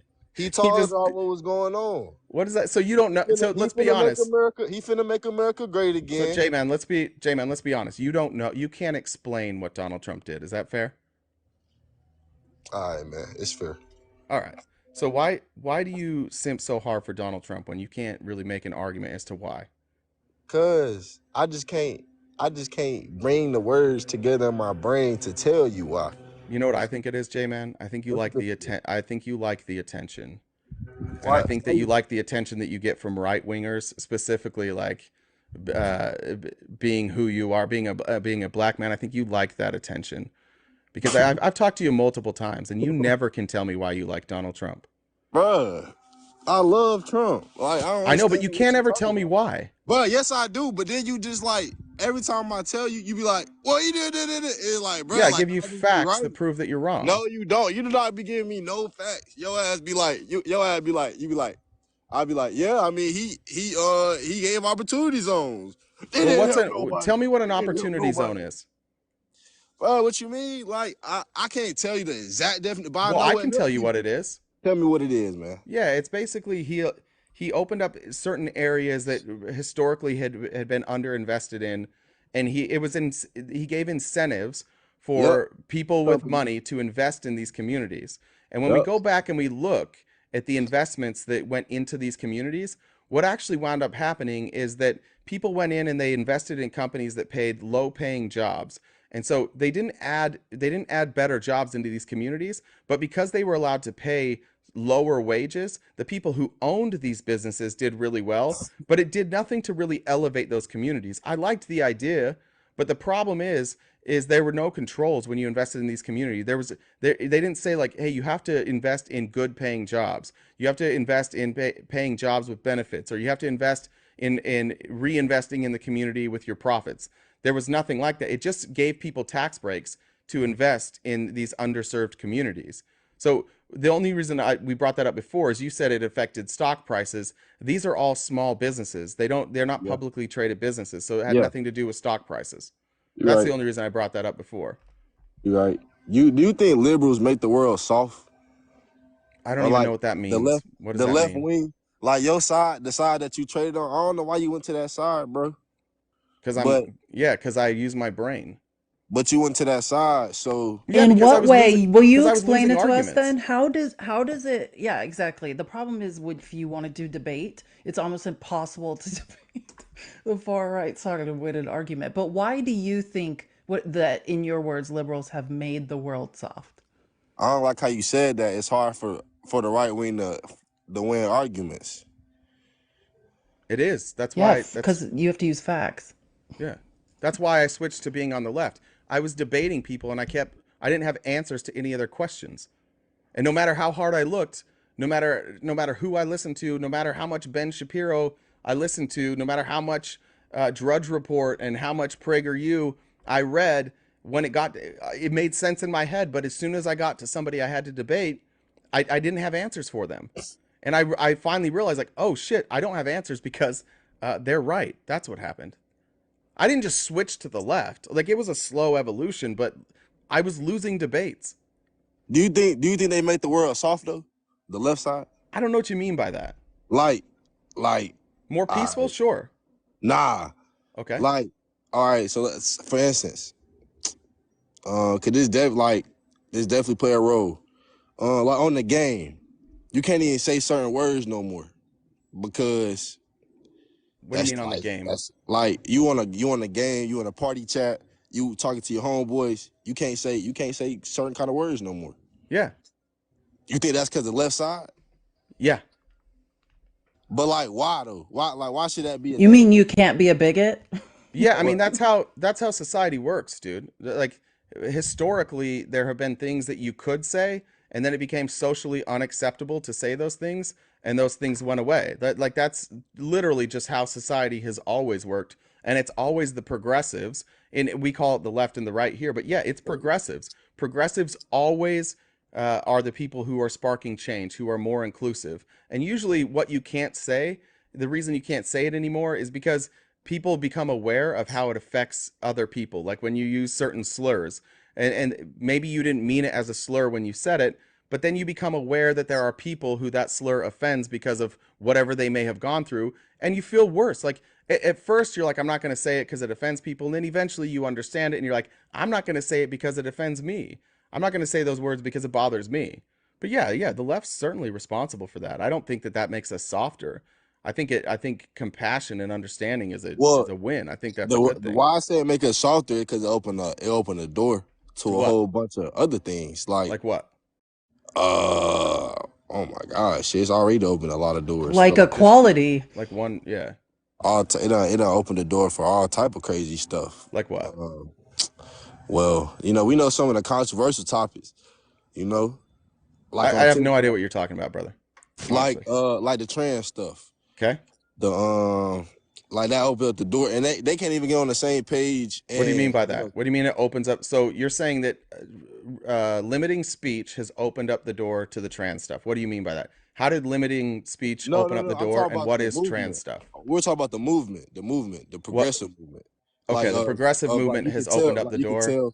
you could tell people like you can't say this, or you can't do this, or you can't do this because I don't like it, or you can't do, that kind of Sure. deal. Yeah. What's wrong with that? It opened up a door to What like door? a whole What is bunch it? of What is things. when the door is opened? What does it open up to? It's a lot of different doors. Like Yeah, just one like okay, specific example would be all fine. right. Like, what does it open up to? So which you want to say on like with the trans stuff? Sure. All right. So when I be seeing debates and stuff, I be Do you seeing. think before we go down this road, do you think it's one thing I think is interesting is that every time I talk with a conservative, we started off with Trump, and we went through the Trump lies and what he said he did, and your view of the economy, which was wrong. And now when you're cornered, it's trans stuff. No, And I'm this not. happens every time. But we can go down this road. I just think What it's was our corner? interesting that What was we we came was out of conversating? nowhere. We're on trans stuff now. What? I'm just saying What? you can keep going. Cause, hey, see, this what liberals be doing. I was never. What? We having a conversation, bro. Yeah, We having a conversation, and that's what I said. so I just named the most controversial thing because you asked me like what, Yeah, and I said that's what I just said. So I named the most. So you said I was cornered, and then I just start. No, hell nah, hell nah. You asked Yeah, me. you were. I asked for a specific example, and this is the. It's fine. You can go. We can go down this road. I have no problem with it. I just think it's interesting that most of the time, when I ask for some example, when we're talking about what the left has done, it's got like it almost always comes to trans people. Well, So that's the most popular thing. That's the okay. that's the So thing what that did we people talk do? about. What did we do? Well, first of all, you killing kids. Who? You don't know. You don't know what you're doing to these kids. What are we doing to these kids? We don't know. That's the problem. We don't know. Then how can you make the claim that we're unaliving children if you don't know what's happening to them? Well, yeah, I should make the cut on the lot, but you're definitely damaging them. You're harming them and damaging them. Okay. Did you know that gender affirming care reduces the unaliving rate of children up to 70%? So just by telling them, or just by using the pronouns that they prefer and allowing them to identify how they want to identify, reduces the unaliving rate by 70%. So if you won't do that, I would say that it's your side who is hurting children, unaliving children. That would be your side. Because what we did is we looked at the statistics and we said, okay, well, if we just do this simple thing where we let people identify how they want, less of them will want to end their own lives. So we're going to do that. So I think it would be you that is causing harm to children. All right. So it's me causing harm to children. Your side, not just you. Okay. It's obviously All not. Hopefully not you. I hope Yeah, you're yeah, not yeah, harming yeah. I children. understand what you're saying. But anytime in history where we tried to change biology of a human, that shit ain't anything. Biology of a plant, it is like What it are you don't. talking That about? shit We're not don't. asking. We're not asking to change biology of anything. Yes, we are. Yes, No, we we're are. not. We're not. You're stopping the kids. No, we're saying no. Let me be clear on what we're saying. We're saying you can identify how you want. This has nothing to do with biology. That's gender affirming care. Getting Right, these which medicines. reduces the unaliving rate for children by Yeah. 70%. We are Yeah, protecting children. And you don't know what it's gonna do to them. Well, One we do in know that it two reduces the children rate. who identify as trans attempt to unalive themselves. Do you understand Okay. how high what a high suicide rate that is? Right? Okay. And gender Yeah. affirming care can prevent that. Okay. So But we are saving with gender, children. gender, you're like, what's gonna happen to these kids? You don't know what's gonna happen to these kids. Well, we know that they're less likely to unalive themselves. You can So say that's that literally, that's the only reason. but J-Man, you that's the could only say that, reason. J-Man, but you literally could say The that only for reason anything. is to keep children alive? Absolutely. But another reason is that you're a Republican, you vote Republican, right? And Republicans' thing is small government, right? Get the government out of our lives. The federal government's too big. States' rights, right? Yeah, exactly. And what is worse, and this goes to the, abortion issue too, that people with uteruses are dealing with. There is no time when it's the government's job to be in a doctor's office, right? You don't want the government and the doctor's office with you, right? Sure. Yeah, and Yeah. that's I think for me, like not to get into the nitty gritty of like the trans issues and stuff and that, and we can, but I think for me it's as simple as the American government, the federal government or the state government should never be in our doctor's office deciding what our medical care looks like. Because Huh? historically, especially for African American people, right? It's damage. It can be very damaging, right? Medical care is very unsafe in this country, or disproportionately unsafe for African American people, right? Because of gender bias, subconscious bias, right? And the last thing we need to add to these problems that we're trying to solve is then the US government saying, "Hey, I'm going to sit in the doctor's office with you." And rather than letting you and or let's say in the case of children, and the doctor and your parents and the child determine what's best for them, we the US government will decide who this child is and how they will identify, or whether someone with a uterus can get life-saving medical care. Like these are the things we need to stay away from. But you want to stay with giving kids. That's crazy. That's crazy to me. Oh, Giving like kids what what? I'm saying, a doctor and the child and their parents. Those are the people. No one knows a child better than Okay. their parents and then the doctor who's treating them. What I'm just saying is it's not my role, it's not your role, it's definitely not the federal government's role to make decisions for people. It's up to the doctor and their parents. Oh man. That's yeah, nah. Do you think the federal government should be making that decision? Well, when it relates to kids, yes. So you think the federal government should be able to dictate the medical care of your children? Yeah, I don't think people should be That's wild, experimenting on man. kids. I don't think people should be experimenting on Okay, kids. so you're okay with the government, let's say, saying COVID vaccine, you have to get that. I ain't get it. Well, the government should be able to do that, right? Or not, maybe not for you, but for your kids. They should be able to force kids to do it. Nah. Why not? Oh, wait a minute. I thought you liked the government being able to tell kids what they could and couldn't do. So that means that, like everything, 100% in every situation. Well, Like the, no, the you question I gotta. said, do you think the government should be able to dictate the medical care of children? You said yes. So I was just wondering on this, if the government can be able to dictate. And by the way, the overwhelming scientific Yeah. majority says that Okay. these are safe for children. Okay. Every bit of data we have says that it's safe. So why shouldn't the government just mandate this? And you, as a parent, I don't know if you have kids. I'm a parent, but parents should have Yeah. no No. say. The government should just be able to mandate that. He said, "Hell no." Did you hear that? Do you I see have the no kids that inconsistency I there? know of. You said the inconsistency. Yeah, in one case, when it fits you, when No, it's the no, that's government wrong. forcing That's something wrong. that you don't That's wrong. like, you're That's okay wrong. with it. But if it's No, forcing something that you do, or when the government that's forces wrong. something you like, you're good with it. When it's something you don't like, suddenly they shouldn't have that right. No, that's wrong. You got that all wrong. Okay, so maybe I misunderstood. What were you saying? Okay, because vaccines and you know that issue is two totally different issues, and it's some vaccines Certainly different issues. Yeah, you I gotta agree. get. Like it's vaccines that I had to get to go to You college. you Certain no, vaccines actually you that I didn't had to have get. actually you didn't have to get them. You had to get them in order to do certain things.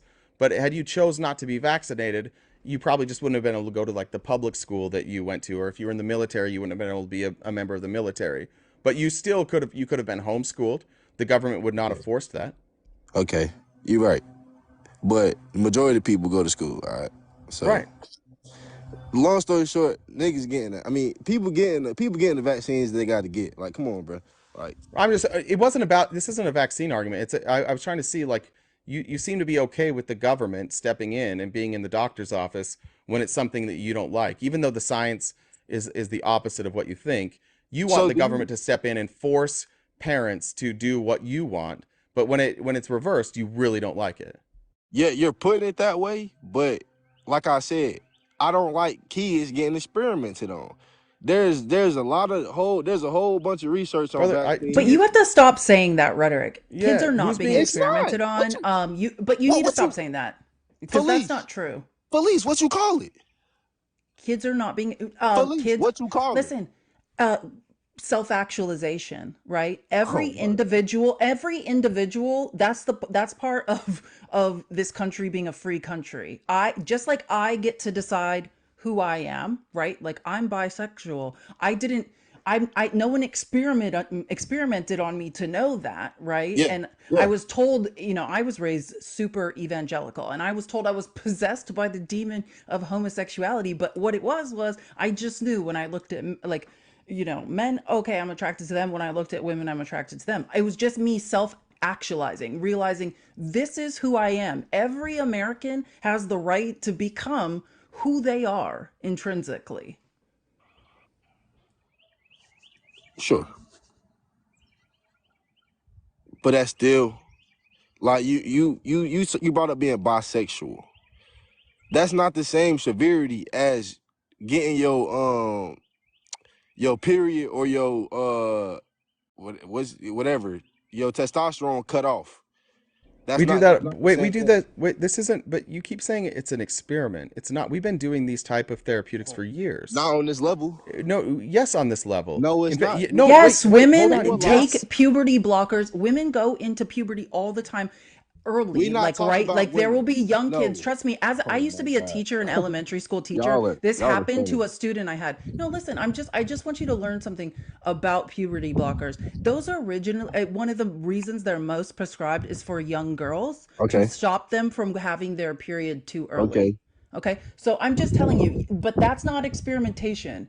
But you That's do understand. necessary for little girls who may go into puberty when they're, I don't know, 6, and that can't Callisto, happen. you So I'm do just under telling you, it's not experimenting. This is medical treatment. A doctor, okay. right, who took the Hippocratic Oath to Uh-huh. do no harm Yeah. is making a determination, a Okay. professional opinion of what is needed for each child to keep them safe and healthy. Yeah, precocious puberty. Sorry. I think I said premature. Yeah, it's called precocious puberty for Okay, women. so But I had you a said girl in my second grade class who this happened to. So yeah. I'm just saying, like, puberty blockers, you're acting like this is some experimentation where it's like, let's just try it on these kids. All No, right. doctors take the Hippocratic Oath to do no harm and do Yeah. what is best for the health of each patient. Yeah. But you do like you brought up women using puberty blockers. You didn't bring up them now getting a whole new puberty. A whole new puberty. brother, women. I think you're confusing this. Puberty blockers are for people who are going through puberty. So, like, Yes. a grown woman would not be on puberty blockers. They've already gone through puberty. Okay. RTP, I So, understand what y'all talk about. But okay, so but he brought understand up that just a not only woman has this being on. happened. Do you know who Lionel Messi is? Yeah. Okay, greatest soccer Yeah, player in he's the world, super right? hot. Hell yeah. Did you know? But can I Lionel, answer her hold real on. Let me quick? just explain something. Well, let me answer This for is Lee. just hold on. Yeah, hold on. This is just to prove a point that this is not experimentation. Lionel Messi had a condition where he was going to be like 5 feet tall at the most, and they knew that if they gave him, if they were able to accelerate his puberty, put him on hormone replacement therapy, that he could grow bigger than he was going to grow. I can't remember what the condition is called. So when he went to Spain, when he was a young kid, like 10, 11 years old, they started putting him on these treatments. And these treatments brought in puberty earlier, and they gave him hormone replacement to make him into a bigger man. That's gender affirming care. A guy who not only gender affirming care just like vocally but physically gender affirming care. He's the greatest soccer player probably ever to live. He is a hero to everybody. He went through this type of treatment and he did it decades ago. No, he didn't. We just didn't ever talk about it No, he because didn't. it wasn't polarizing, because we No, didn't he have a didn't. bunch of people who were bigots and didn't like trans people who wanted to make these arguments. But we've been doing this for decades, dude. You said I ain't like that's crazy. You saying we've been doing this for decades.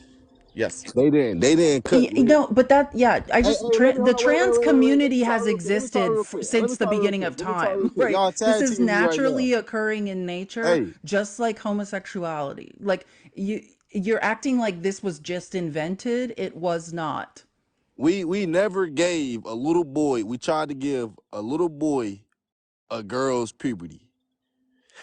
That should That's not been wait, a, we still don't do that. Wait, yes we we still don't do. what? No, that's Yes not a thing. No, we don't give. No, we still don't do that. That's not a thing. you inject a human with girl hormones. No. It's just different. Like you have estrogen, You I went have estrogen. yeah You have estrogen Yeah. too. There's It's no just such yes the thing as level girl and of yeah boy it. hormones, my friend. yeah yeah. And that's the difference between a female and a male, correct? No, the level, not necessarily. Yeah, There are men yes, with the higher. fuck it is. Hold on. Listen. I know. Don't get don't What, get bro? hysterical. There are men with higher estrogen levels than women. Okay. That happen. And what that's called? I know it's called So something. wait, the person with the higher estrogen level would be the woman in this case? I know it's called something. What's the abnormality or whatever it's called? What it's called? When men have high testosterone, they have boobs, they have to get mastectomies. Like, Okay. but there's normal ranges of estrogen, just like there's Okay. for men, and there's normal ranges of estrogen for women. Just same thing with testosterone, but it exists in everyone, right? But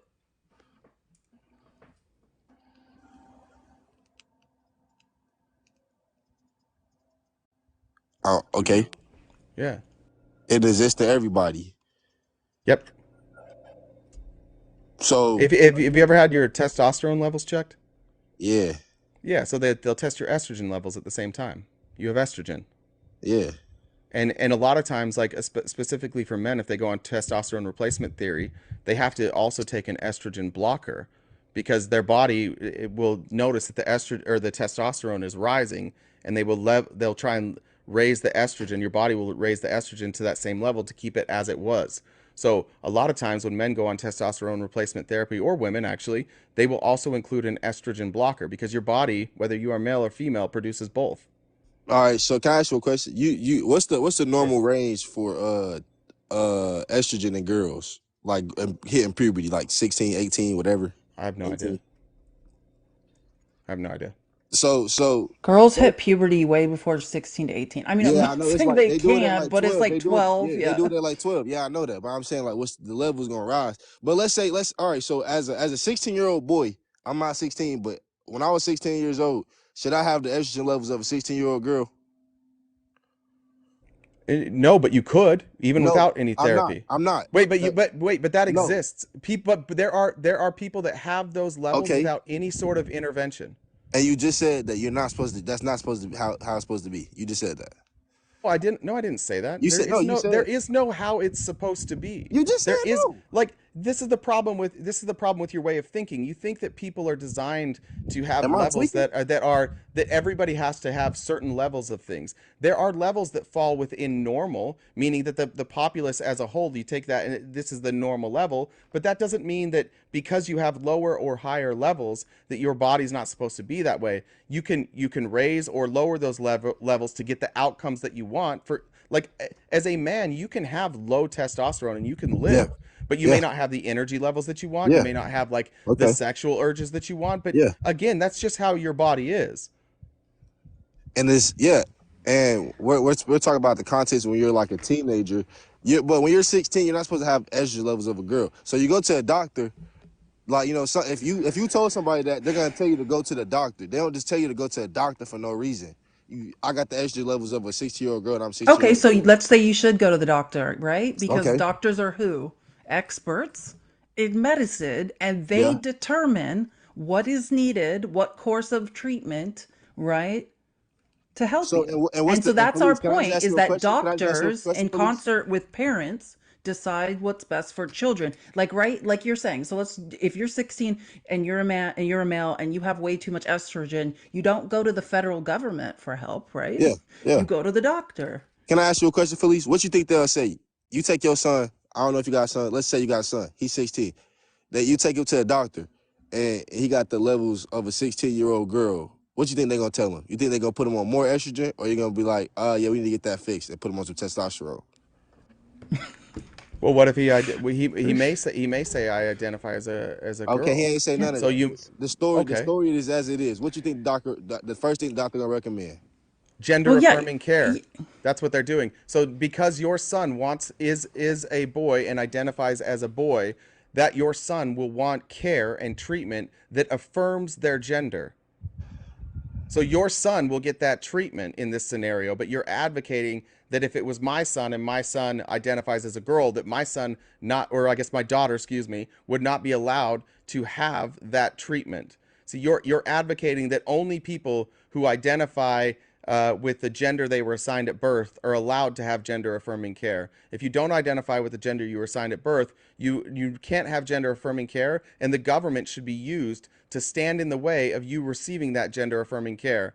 But I think in this other scenario where it's a son and just has low testosterone, you're cool with gender affirming care in that scenario.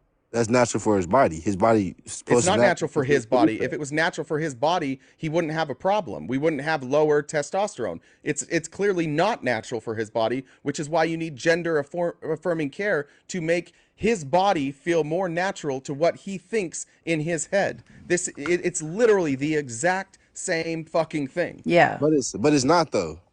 No, it is. It Gender is, affirming except for care you is don't not think just trans for people trans exist. children. That's the only That's what we're difference. trying to tell you. I'm Even not- if no, a no, no, boy you're advocating- identifies Okay. as a boy but has too much estrogen, adjusting that or giving him more testosterone is gender affirming care. That's what we're trying to tell you. Gender affirming care is not only for people that trans is Latin for opposite of, right? Meaning you identify as the opposite gender of which you were born, but it's not always that way. Gender affirming care, even if you're a male, if you have too much estrogen, right, and you need a mastectomy or you need more testosterone, that can be adjusted to. That also is gender affirming care. It's just however you identify. If your hormone imbalance is off, whatever's going on is rectifying that. So who you are in your mind, Okay. your body makeup matches that. Okay. And so think about this. Here's another example. Like women, there's something called PCOS, right? Okay. And that happens, and that is where your ovaries are essentially, the ovaries usually produce very small amounts of testosterone. But if you have PCOS as a woman, you're producing high amounts of testosterone. Like you can have a beard, there's all sorts of horrible side effects for women. It can affect fertility, all sorts of things. And then for gender affirming care, like if I'm a woman with PCOS, I need gender affirming care because I identify as a woman, but I'm producing way too much testosterone. And you got something wrong. Yeah. That's you got something wrong. Yes. So then I need gender affirming care. Hell yeah. I am not part of the transgender Yeah. community, but I need gender. Yes. So we're just Yeah. saying it's not just for the trans community. It's for everyone who needs it. Yeah. Endocrinology, pretty sure- hormone imbalances occur, and they yeah. need to be corrected. That's all. People who hear voices in their head too. I'm pretty sure you probably be telling them that the voice is real. You be telling them that the voice is real. When you see a What? schizophrenic, you be telling them that the voice is real inside their head, and they seeing all this stuff. You be The telling them voice that. the voice inside their head is real to them. That's the thing. Hell The question yeah. is, wait, Hell hold yeah, on. The to question, them. hold on. You The hit question, it right on the hold nail. on. The question here is there something that, how do you treat that, right? And if you are assigned a gender at birth and you don't identify with that again, that is something inside of your head saying it's not right. So Yeah. what do you do about that? You seek the best medical treatment you can, and we know that the medical treatment of conversion therapy or being closeted, that doesn't work. Trying to convince somebody that they are not the gender that they feel they are doesn't work. We've been doing that for decades too. None of that worked. In fact, the outcomes were worse. So what we've learned through decades of trying to deal with this is that the best thing we've found so far is gender affirming care. This is all very scientific. This is all meant for people to live their best possible life, and including not unaliving themselves. So yeah, the idea is the same. If you have voices in your head that are telling you things, you should seek treatment. Yeah. And the treatment might be, in some cases, if that voice is inconsistent from how you see yourself, that might be gender affirming care. That might mean, J-Man, that you put on a dress and some heels, shave your legs a little bit. Like it could be anything, but whatever makes that voice and you match and so you can live a whole life, that's what you do. That's what gender affirming care is. And sometimes those measures are more extreme than others. In rare cases, by the way, we talk about this like we're going after kids. It almost never happens that a child, somebody 18 and under, goes through a gender reassignment surgery. It's almost nobody. So we're talking about the very, very, very, The very hormones, though. minuscule The percentage. hormones, And though. in those percentages, The these hormones, people though. in those percentages, people have already went through therapy. They've almost certainly gone through hormone therapy, trying to hold off puberty as long as they possibly can. They've gone through gender affirming care in school and at home, and this is the last resort. Everything they've done hasn't worked, and they're still under 18. And the choice then is, do you do the surgery or do you have the child unalive themselves? And for a lot of parents, they say, or I guess I think a lot of parents in that scenario would say, I would rather do the surgery. Even though, yeah, there could be complications from the surgery, I would rather do the surgery than lose my child altogether. We do this all the time with cancer treatments, with all sorts of child ailments. We do drastic things, even stuff that you would have called like trying out new, I guess what am I, experimental surgeries. No, we do that all the Hell time. no. Stuff that's Hell no. something has to be tried for the first time. Hell yeah. Yeah, and sometimes sometimes it's the first time we've ever tried something on a child. Now we are way past that with gender reassignment surgeries. That ship sailed a long time ago. It's no longer experimental in that sense. But for the most part, nobody is getting that treatment when they're a kid. And it just I don't understand why the right is hyper fixated on this. Gender reassignment surgery for you likely will never meet somebody in your life that had gender reassignment surgery as a child. You likely will never meet somebody who did that. We ain't talk. You just changed the sexual reassignment. We talk about gender affirming care, which is hormones and changing. Gender affirming care isn't always hormones. Gender affirming care It can be just counseling. It can be Yeah. gender affirming care. You know how trans right. children get gender affirming care? Okay. They play video games where they can make a character that more aligns with who they are inside. Do you know that that is considered gender affirming care? Just so Okay. they can see a character that represents who they are inside. Like there's a Okay. wide range of things that are gender affirming care. What's the Yeah, it most can be a common? haircut. Like it's not what you think. Like there's this idea that gender affirming care is so scary. It's little things that help people self-actualize and ease their depression. Yeah, but do you not see like how that does? Like, it's so many problems wrong with that. Like, it's I. There is no problem with an Uh, American citizen getting to live their life as who they are. yeah, I mean, That's like sure, if someone sure, told you, J man, hey, sure, whoever you think you are, sorry, we're not gonna let you be that person. sure. That's Okay, crazy. can I ask you a question, Felice? What if I said I've been playing football all my life. I say I was supposed to make it to the NFL. I ain't make it to the NFL, but I still want you to refer to me as that because I could have made it. That is the worst analogy I've ever Answer the heard. question. I want to live my No, life as an because NFL what you football can't player. decide. Listen, I want you to treat me like an NFL football player. that I has want you. nothing to Yes. do Yes. with what we're talking about. Why? Why not?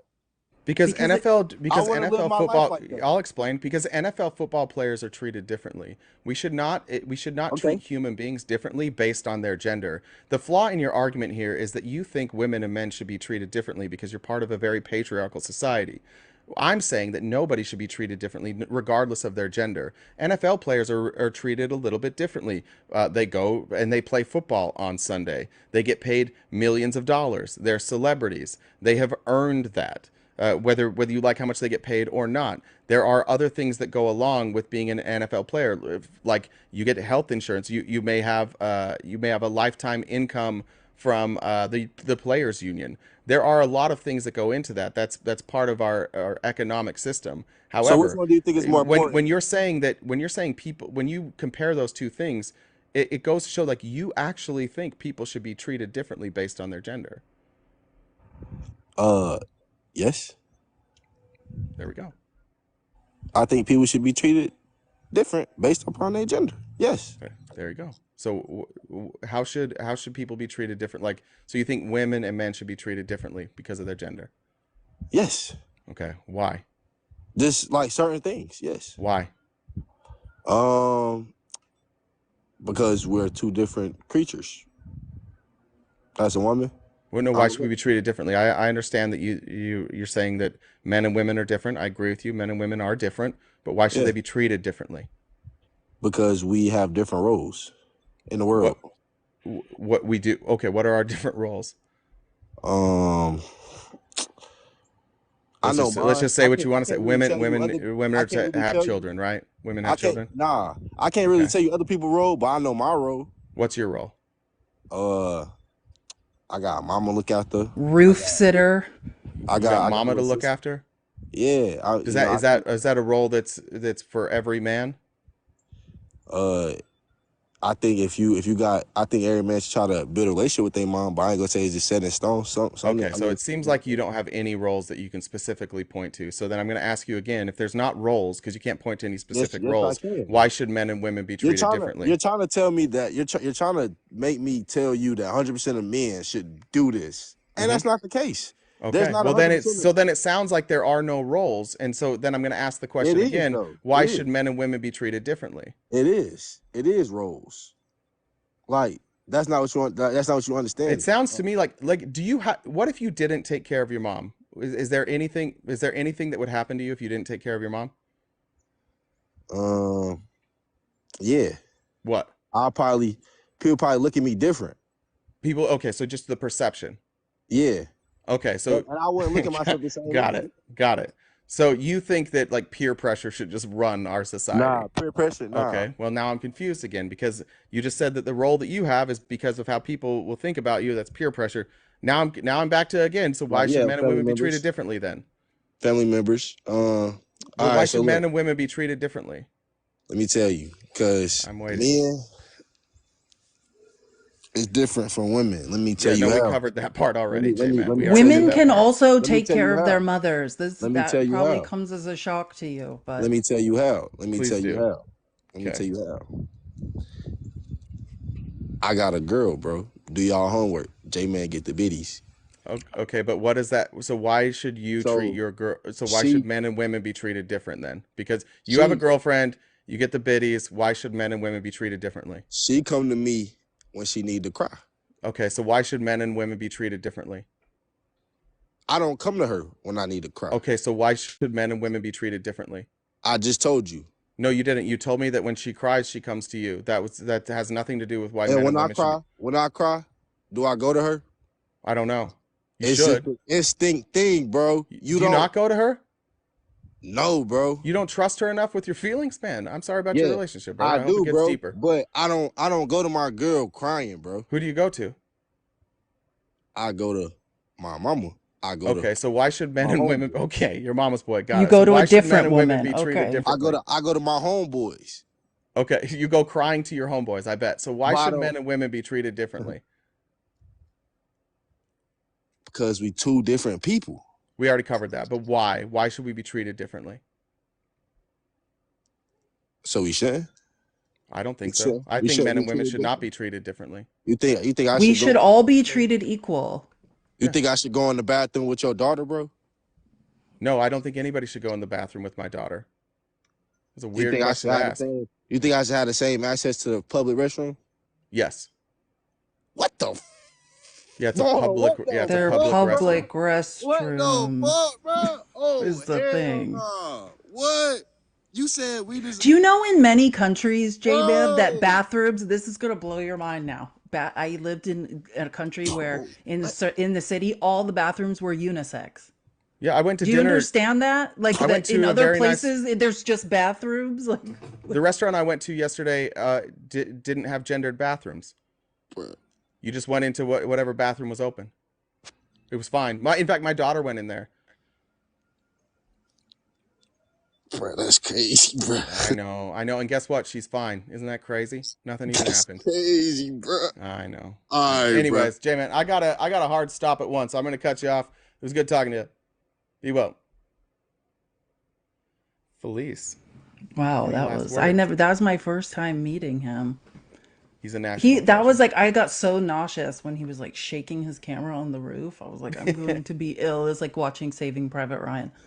My ADHD Guys, tap the screen. Let's get to 300K before the live ends. Well, I don't think that's possible because we're ending now. Okay.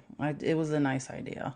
It was nice seeing you again. I missed you since last Thursday, Oh, and I missed that's so all of you in the sweet. chat. I know, I missed you too. So we're doing the debate on Wednesday, right? We should. Correct. So we're gonna stream on YouTube the debate, the GOP debate that is on Wednesday. I believe it's at 6 or 7. We'll figure that out and announce it tomorrow. But yeah, so we're gonna plan on streaming the GOP debate Wednesday night. So look forward to that.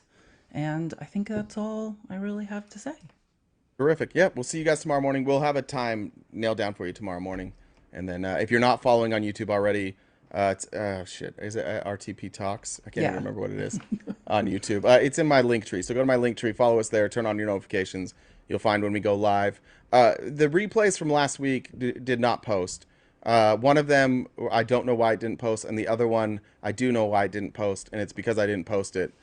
Because I was blasted for 3 straight days with my family. So I'll get that posted, and then I'll post a replay of today's live as well. It'll take a little longer because there was a few words I have to edit out now so that YouTube won't get us in trouble. RTP stands for riding the pine, or whatever we make it Or whatever stand you for. want it to mean. Yeah. It's a sports analogy, sitting on the bench. Yeah. All right, Felice. It was wonderful seeing you again. We'll talk soon. Everybody else, we'll see you tomorrow morning, 8:30 a.m. to noon Pacific Standard Time, Monday through Friday, most of the time. We'll see you Thanks, tomorrow. guys. Always a pleasure.